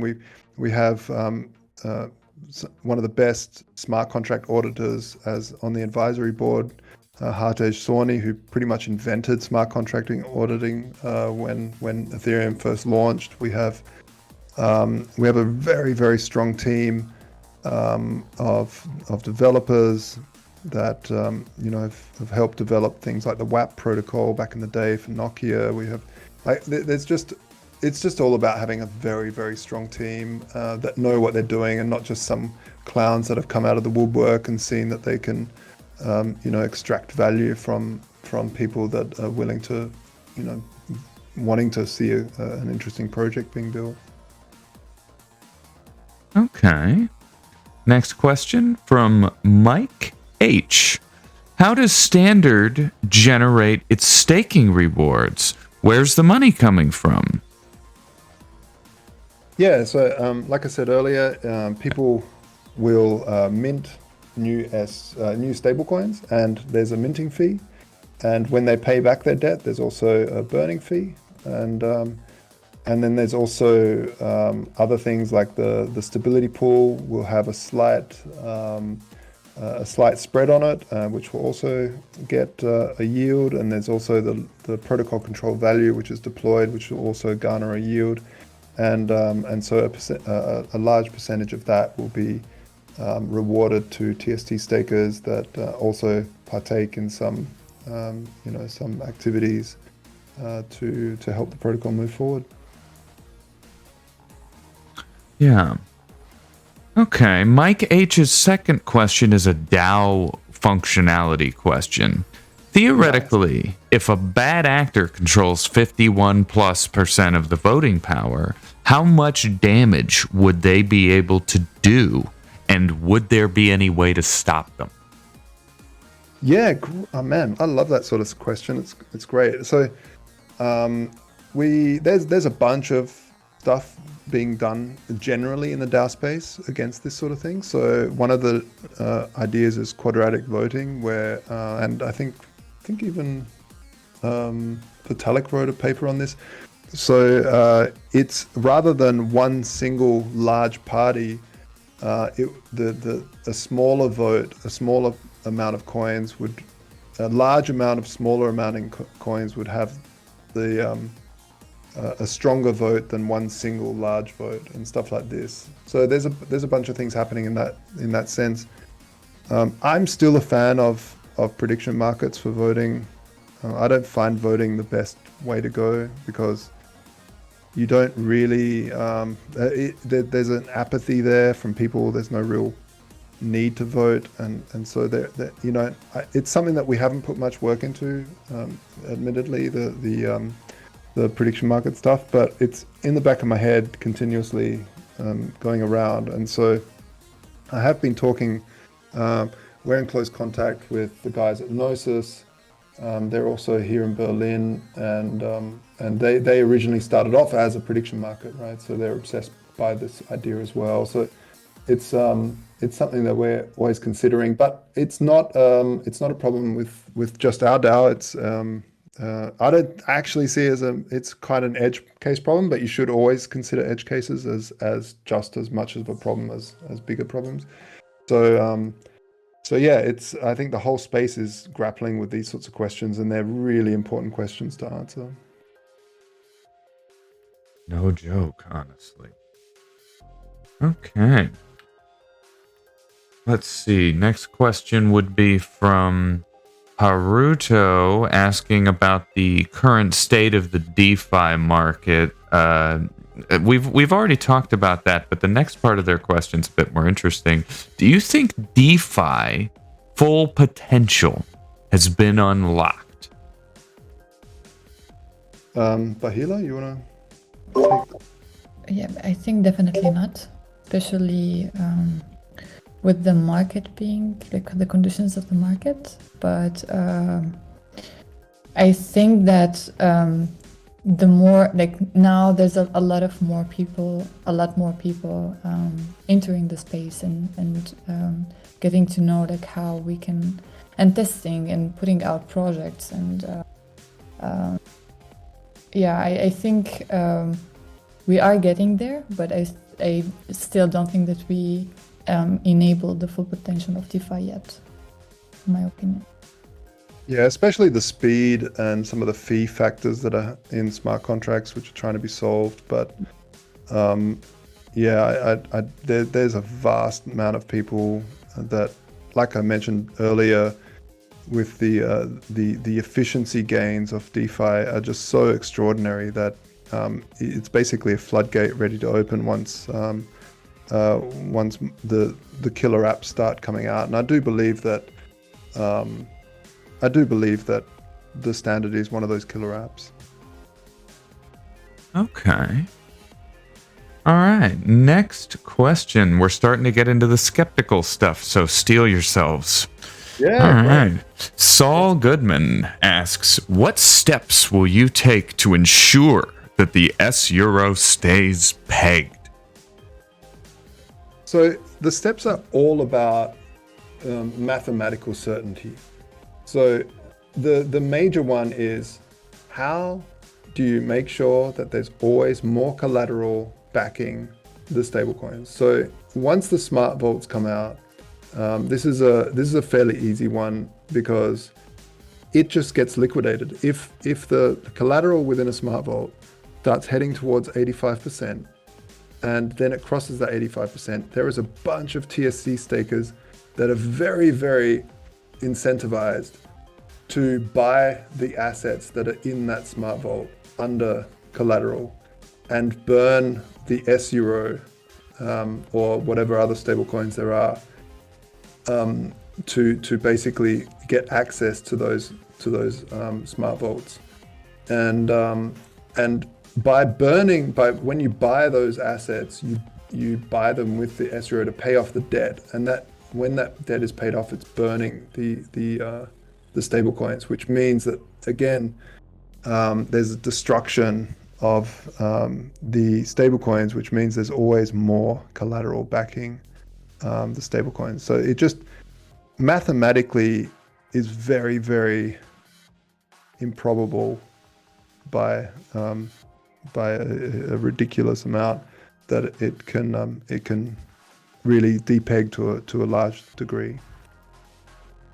Okay, so basically what you're saying is that it's possible but highly improbable. Yeah, like imagine if S-Euro, like you had a debt out for like 1,000 S-Euro, right? And all of a sudden S-Euro tanks to be worth, I don't know, 800 or 500. Like let's say it tanks by half. Wow, you can suddenly pay off your debt by half. Okay, I'm taking that. And so you would go and basically buy back, and that buying pressure of S-Euro all around the world would bring the S-Euro back up to 1, because it would just be nonsensical to not use that as an advantage of, hey, I've just got 50% off my debt. Okay. All right, Saul Goodman's second question. We already kind of touched on it, but if you wanted to hit it again real fast, I wouldn't blame you. Why the euro specifically? Because the USD is a massively crowded market. We wanted to launch for the S-Euro just to launch as an MVP, as a minimal viable product, and we feel like it's an underserved market. Like, we live over this side of the pond, and we see the amount of people freelancing and actually wanting to use stablecoins in the space. So we do see that euro is an interesting use case for stablecoins, and that's why. But again, we'll be launching very quickly after that into USD and the rest of them. This is just the first. And like, if we were to launch a USD, the main question we got, and in fact, I mean, we did a lot of questioning around this to different communities. What would you like to see? And the main thing we got back, if we decided to go with USD first, is why USD? There's so many USD stablecoins. What makes you like all of that stuff, right? So it's just it's a better. We felt like it was a better way to launch an MVP, and there's definitely people chomping at the bit to use a euro stablecoin and to borrow against it, because it's also losing value. All right. Okay, next question comes from De Bueno, who has been very active in chat, and I want to actually tweak his question to address a concern that he's got. He initially asked for his first question what you guys are planning to do to not fall into the Luna trap, but in chat he articulated why this is a concern to him. It seems that he understands that Ural's project is going to be backed with a different function and set of assets, a different basket, if you will, than Luna was, where it solely backed its stablecoin with its own governance token. He wonders if backing a stablecoin in volatile assets is not a good idea at all, unless you have lots and lots of cash, and presumably in those assets, to put in case the price fell. It's essentially like a price floor fund, if you will. So the thing is that we're leaving, it's not like a traditional central bank where you have this single party dealing with it. We have millions of people that all consider their own risk and their own debt. So if they were to place 10,000 euros worth of Ethereum into a smart vault and then issue themselves half of that value as debt, that is their own decision making, their own individual risk assessment of what would happen. If it started to drop, if the collateral started to drop so much that they could do multiple things, they could trade it into tokenized gold, they could sell it as an NFT to someone that would buy that debt, and they could add more value or pay off the debt. So I don't see it as an issue. I think there will mathematically always be more value backing it. Even though the volatile asset is in there, it doesn't hit me with it. Obviously it's a concern. That's why we're writing really solid code to make sure it always stays over collateralized. But this is the magic of smart contracts is they don't care about anything but the logic. And so if the logic's sound, then I'm happy. All right. I hope that makes sense. Yeah, his second question is if you guys have exact distribution percentage for the amount of backed assets that you plan to hold, or I'd submit if you don't have exact percents, do you have a ballpark estimate? Sorry, could you repeat the question? Sure. Could we have an exact distribution and percentage of backed coins / the asset basket? I'm adding a little bit to this to try to further contextualize. for the stable coin. Yeah, so initially the idea is to have the smart vaults being capped at 85%. So you can only borrow up to 85% of the value that's locked up. But the DAO is going to be, looking at the statistics, looking at what's happening, and reevaluating those numbers. And it might be different for different asset types. So for gold, for instance, we could maybe push that up to like 95% or 90%. I mean, 95 is pretty much over the top. But even if it was 95%, most people wouldn't borrow up to that, because if it moves 1%, then you get liquidated. So it's something that will be constantly sort of in flux. It's a bit of a variable.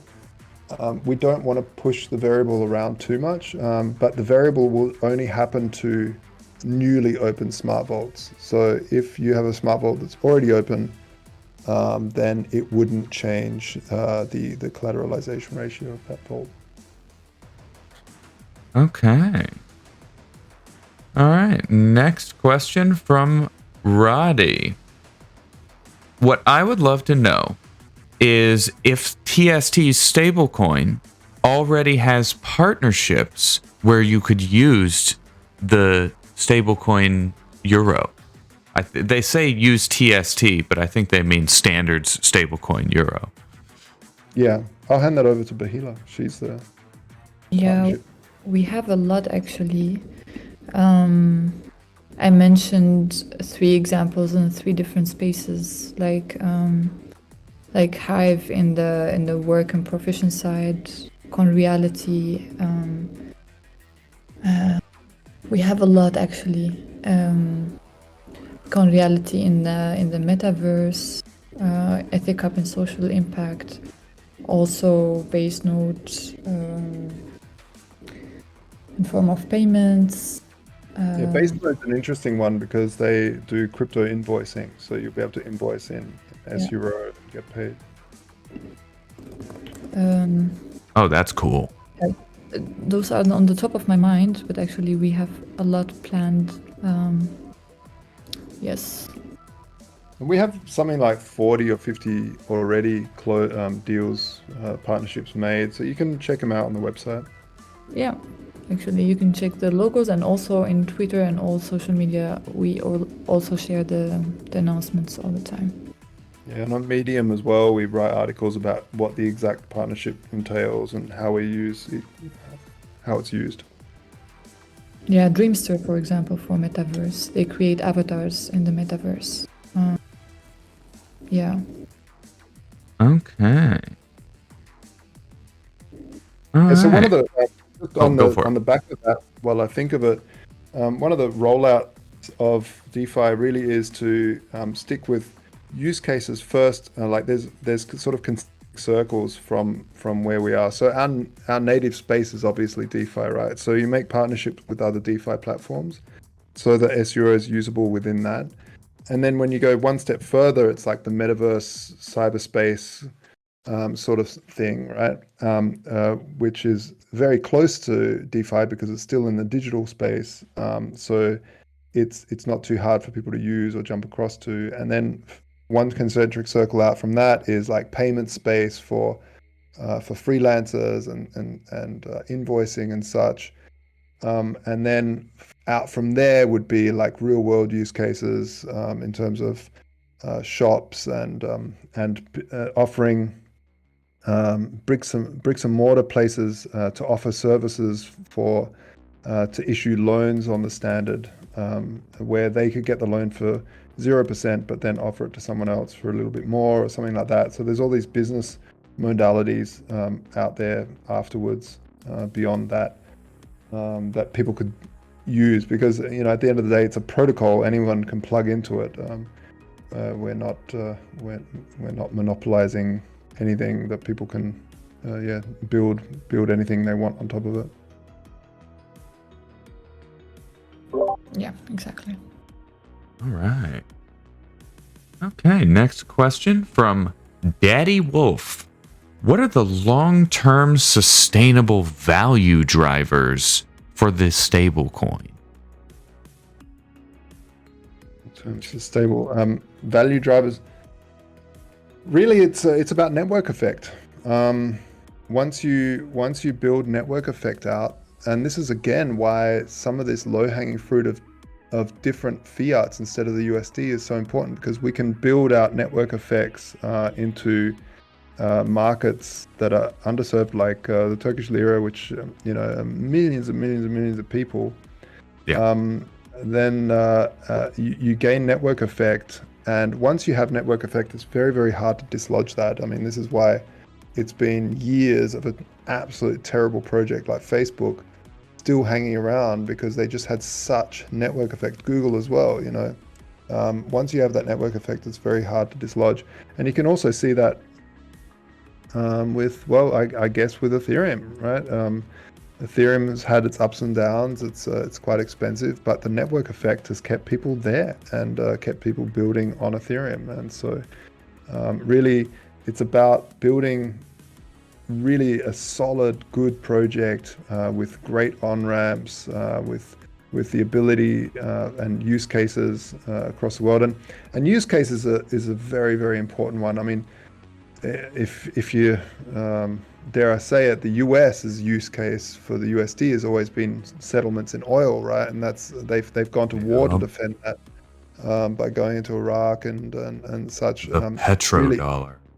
The petrodollar, right? Because they settle the petrol deals in the dollar. And so if someone like Gaddafi or wanted to settle in gold, then well, that's got to stop. So that's in the legacy. That's in the legacy side of things. And so if you look at the crypto space, it's also about getting use cases. It's about getting as many partnerships and such as possible, and that's why building a strong business development structure around the DAO that can go door to door and build out use cases is such an important part of the whole plan. Okay. Now, Daddy Wolf, second question is, and I quote, "What is your fiscal policy? Need elaboration, please," end quote. That's a pretty vague question. I think I might need some elaboration myself on what about their fiscal policy is a DAO that you'd like to know, because these folks do represent a DAO. So if there's large fiscal policy changes, I'm sure they're probably going to be taken to the DAO as a vote. Yeah, exactly. It's these sorts of things really have to be taken to the vote. We're very, very young. We're just starting to branch out from a core team of engineers and visionaries and graphic designers and developers, and now starting to hand it over to the DAO by bringing stuff like DWork into space, by bringing Snapshot in and stuff like that. But all of these major decisions of large scale fiscal decisions will have to be, DAO'd as such. Okay. All right. Next question comes from Lucy the Stone-Hearted. Will TST be in any way regulated? And if not, what will prevent the project from being scrutinized and investigated for being an allegedly unregistered security asset by organizations like the Securities and Exchange Commission in the United States?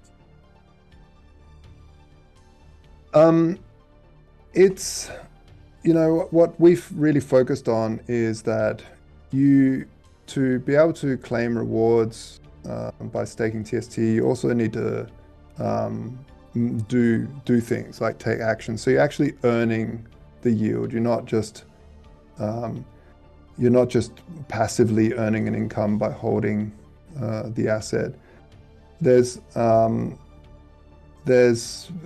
basically, we're also taking consideration a lot of legal mumbo jumbo that people need to sign before they participate in our launching event, and yeah, there's a bunch of structures in place, legal structures that we're looking at and such. But the main one is really that we've focused on TST not being a security by making sure that people have to actually do a little bit of work to claim their rewards rather than just sitting there and watching the airdrops come in. Okay. Our next question comes from Theos. Do you employ any privacy measures to avoid tracking assets? The 3-letter boys are after my juicy coins, winky face. Yeah, I'm always looking at privacy. I think it's missing in the EVM world, absolutely missing. And obviously we saw Tornado Cash and all that stuff being taken down. So, but Tornado Cash is a chink in the armor of a beast that self-repairs and is obviously like anything in crypto, that when it gets attacked, it figures out a way around it. And Ethereum really needs it. In fact, I've talked to banks, and this was already years ago, and said, why don't you accept Bitcoin or Ethereum, or start working on it? And they said it's too transparent. So banks need privacy. Privacy is extraordinarily important. If you go into a corner store and pay with something with Ethereum or with S-Euro, you don't want the store clerk to know exactly what your net worth is and what NFTs you're holding and what everything else, right? So it's coming. We're not focused on that. We're focused on building the ultimate stablecoin protocol, but we do keep a close pulse on what's happening in that space. I think one of the saving graces and one of the things that we're working on is to be able to lock up assets on the base chain that we're using. It's most likely Polygon, although the IBCO is going to be running on base Ethereum.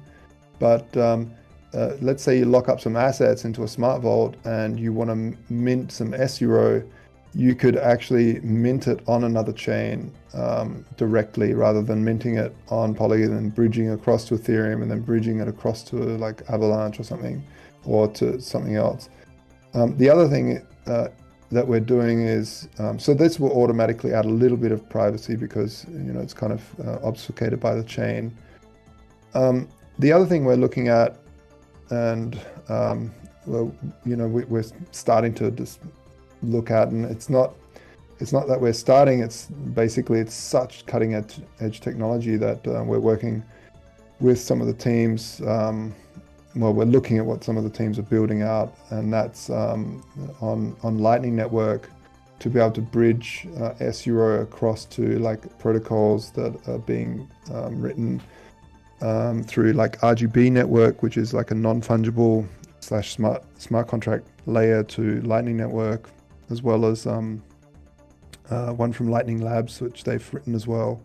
So there's lots of interesting things happening in terms of cross-chain obfuscation into privacy. I think privacy is an important thing that will only become more important, and it's something that we'll keep a close eye on, but we're focusing on building the ultimate stablecoin protocol and really leaving it up to other people to develop more privacy into this space.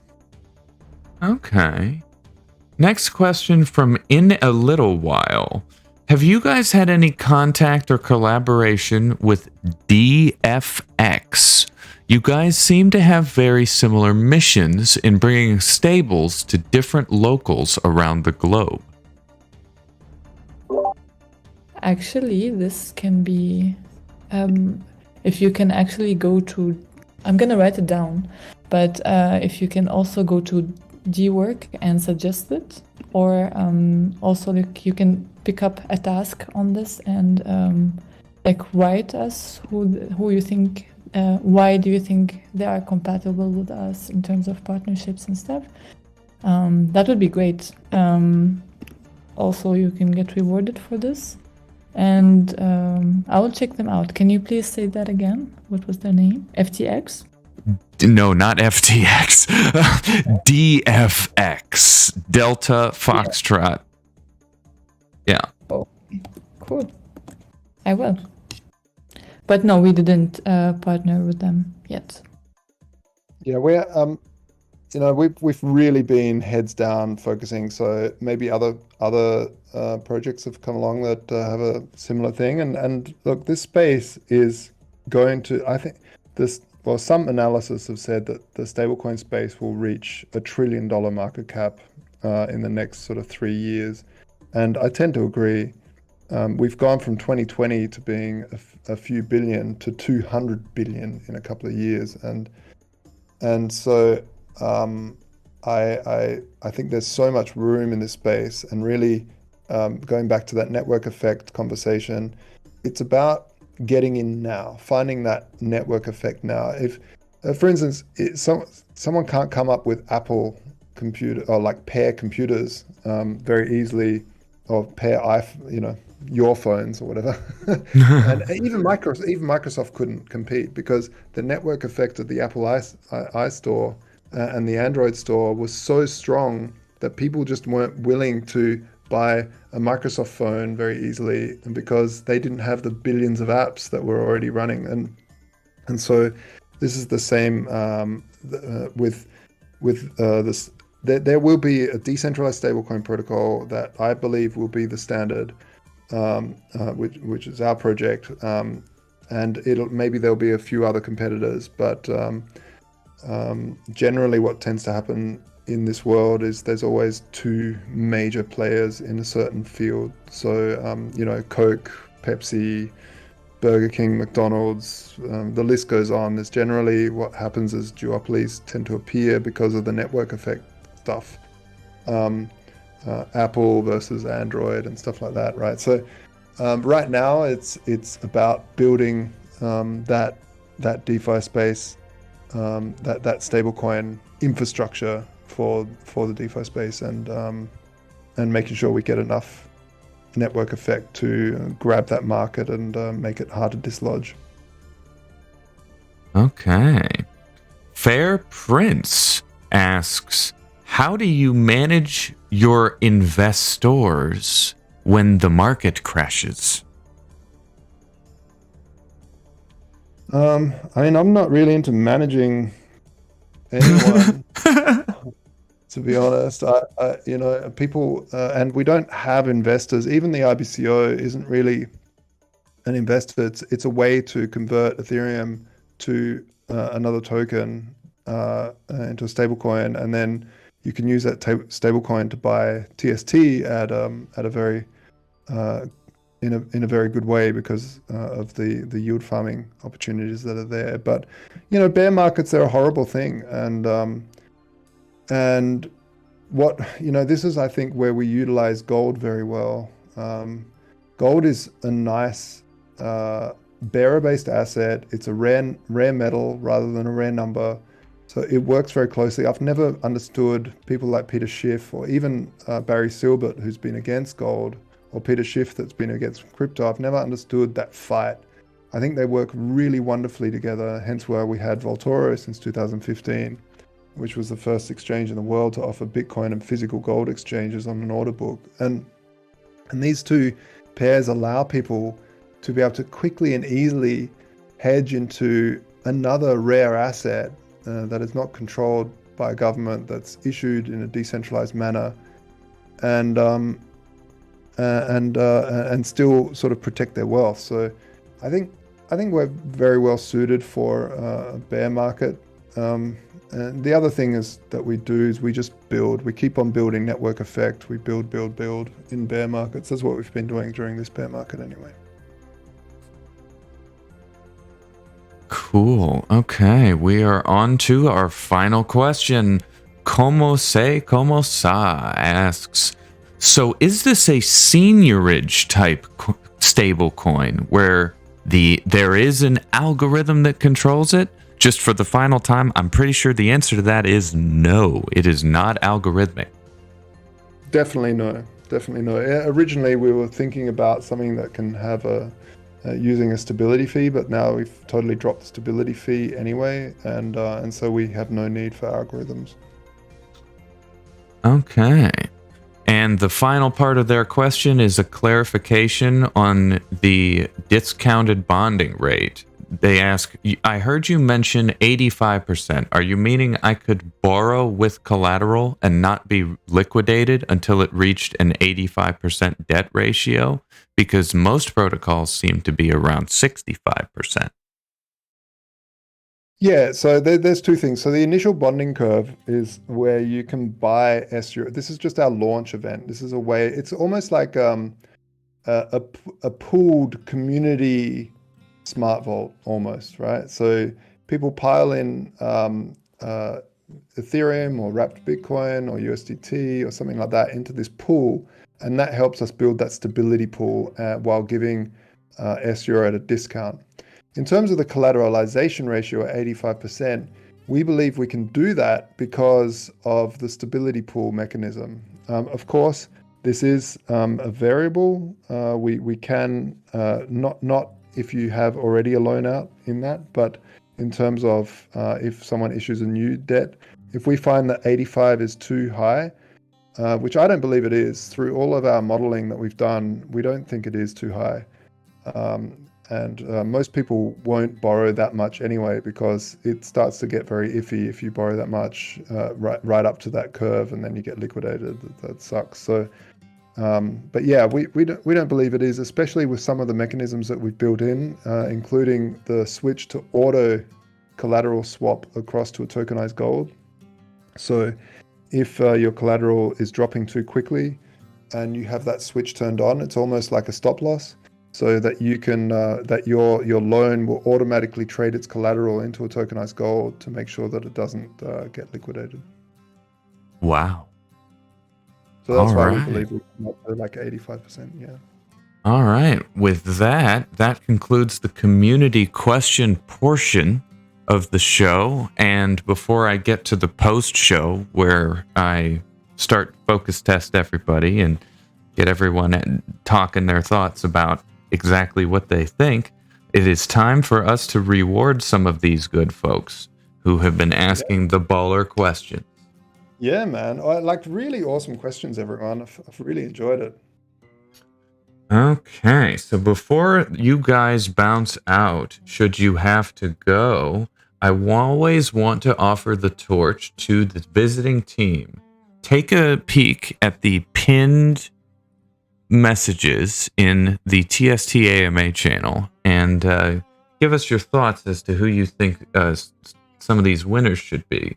I've got at least 2 in my head that are ironclad. 2 of these users absolutely knocked it out of the park. Yeah, I'll leave that up to Bahila, because she's been in the chat more than me. I think that me and you have the same 2 people in mind, because I also have 2 people in mind, 2 questions that stood up, but I'm not really sure what was the name.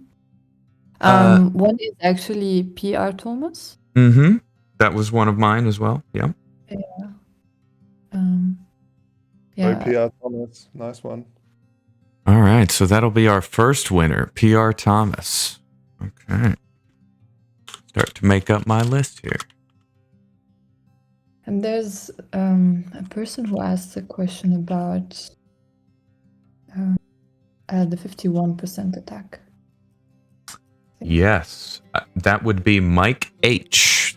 That was the second user on my list. Nice. Wow. Consensus.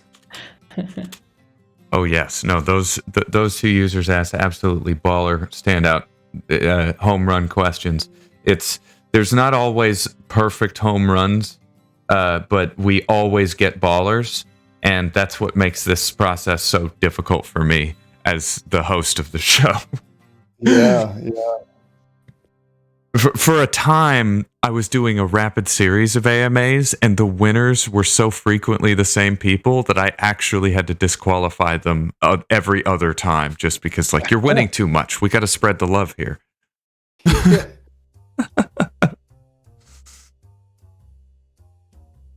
Awesome. Yeah, were there any other standouts that you guys felt, or I guess the duty falls to me to debate it out. Yeah.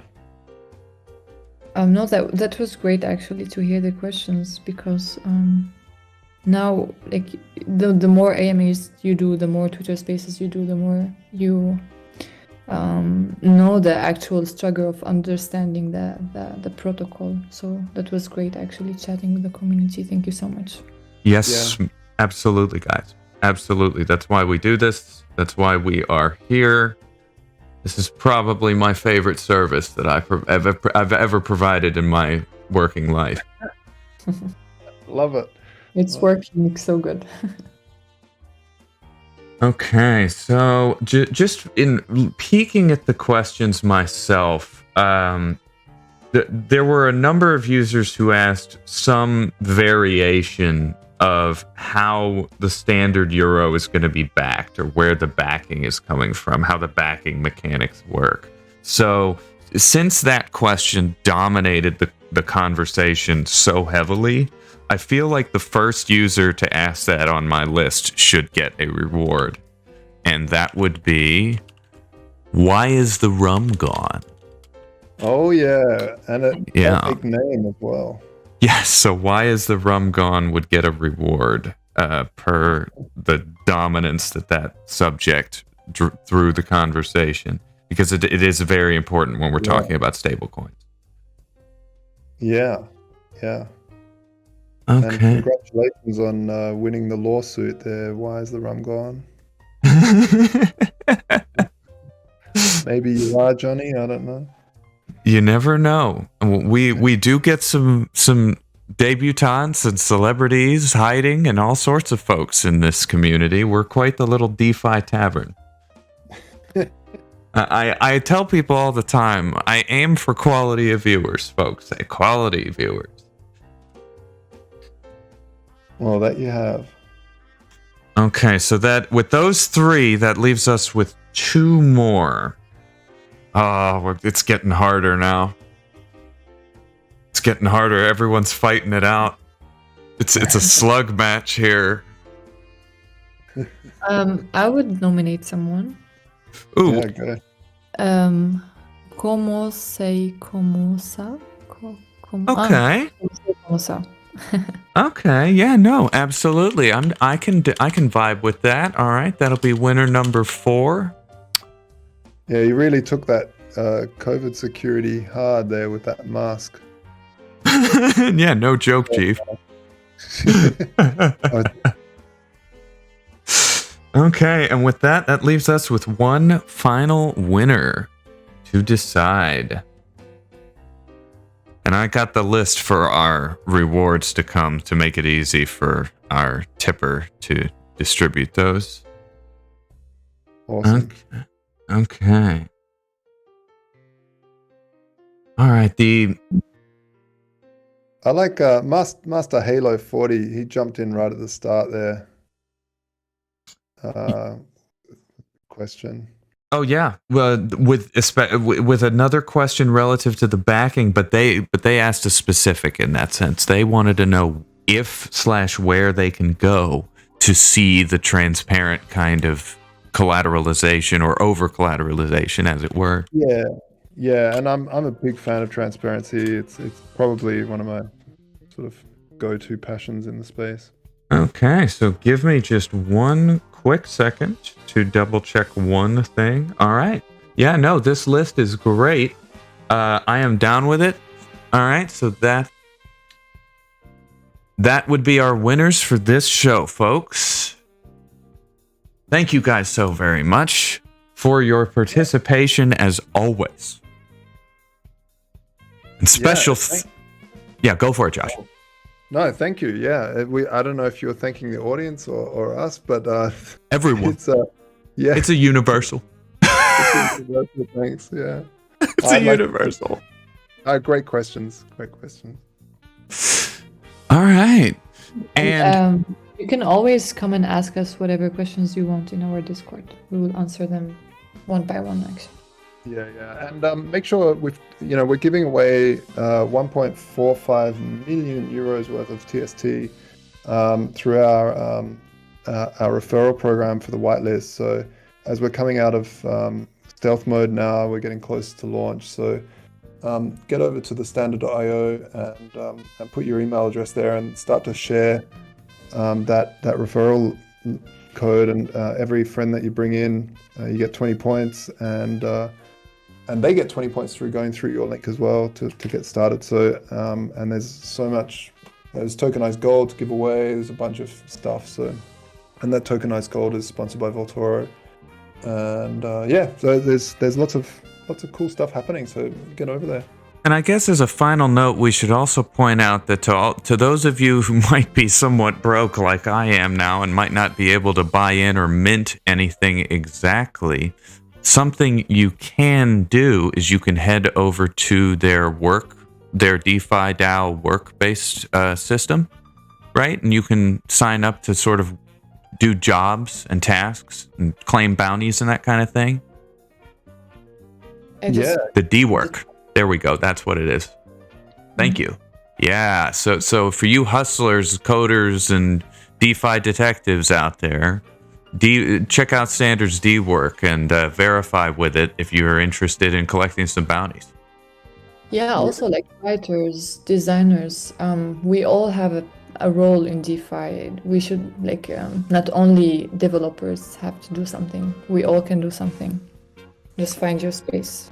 Oh shit, you guys need writers? Fuck, I need to sign up. All right. All right. This AMA, as always, has been a presentation of the Wolves of All Street. If you guys will actually stick around, the team from the Standard might actually have to go, so I thank them very much for joining us for a time of not less than 2 hours. What a baller of a show. What a banger. I'll be right back in just a few minutes. Then we'll be here doing a post-show wrap-up where I focus test the community and I ask them questions about whether they were even paying attention. No. I have to quickly jump out to the shop and get some stuff, and I'll be back though later on. So all right, I'll join back later on. All right, no problem. Thank you guys so much for joining us. Thank you, and thanks for everyone who participated. Yo, ciao. Ciao.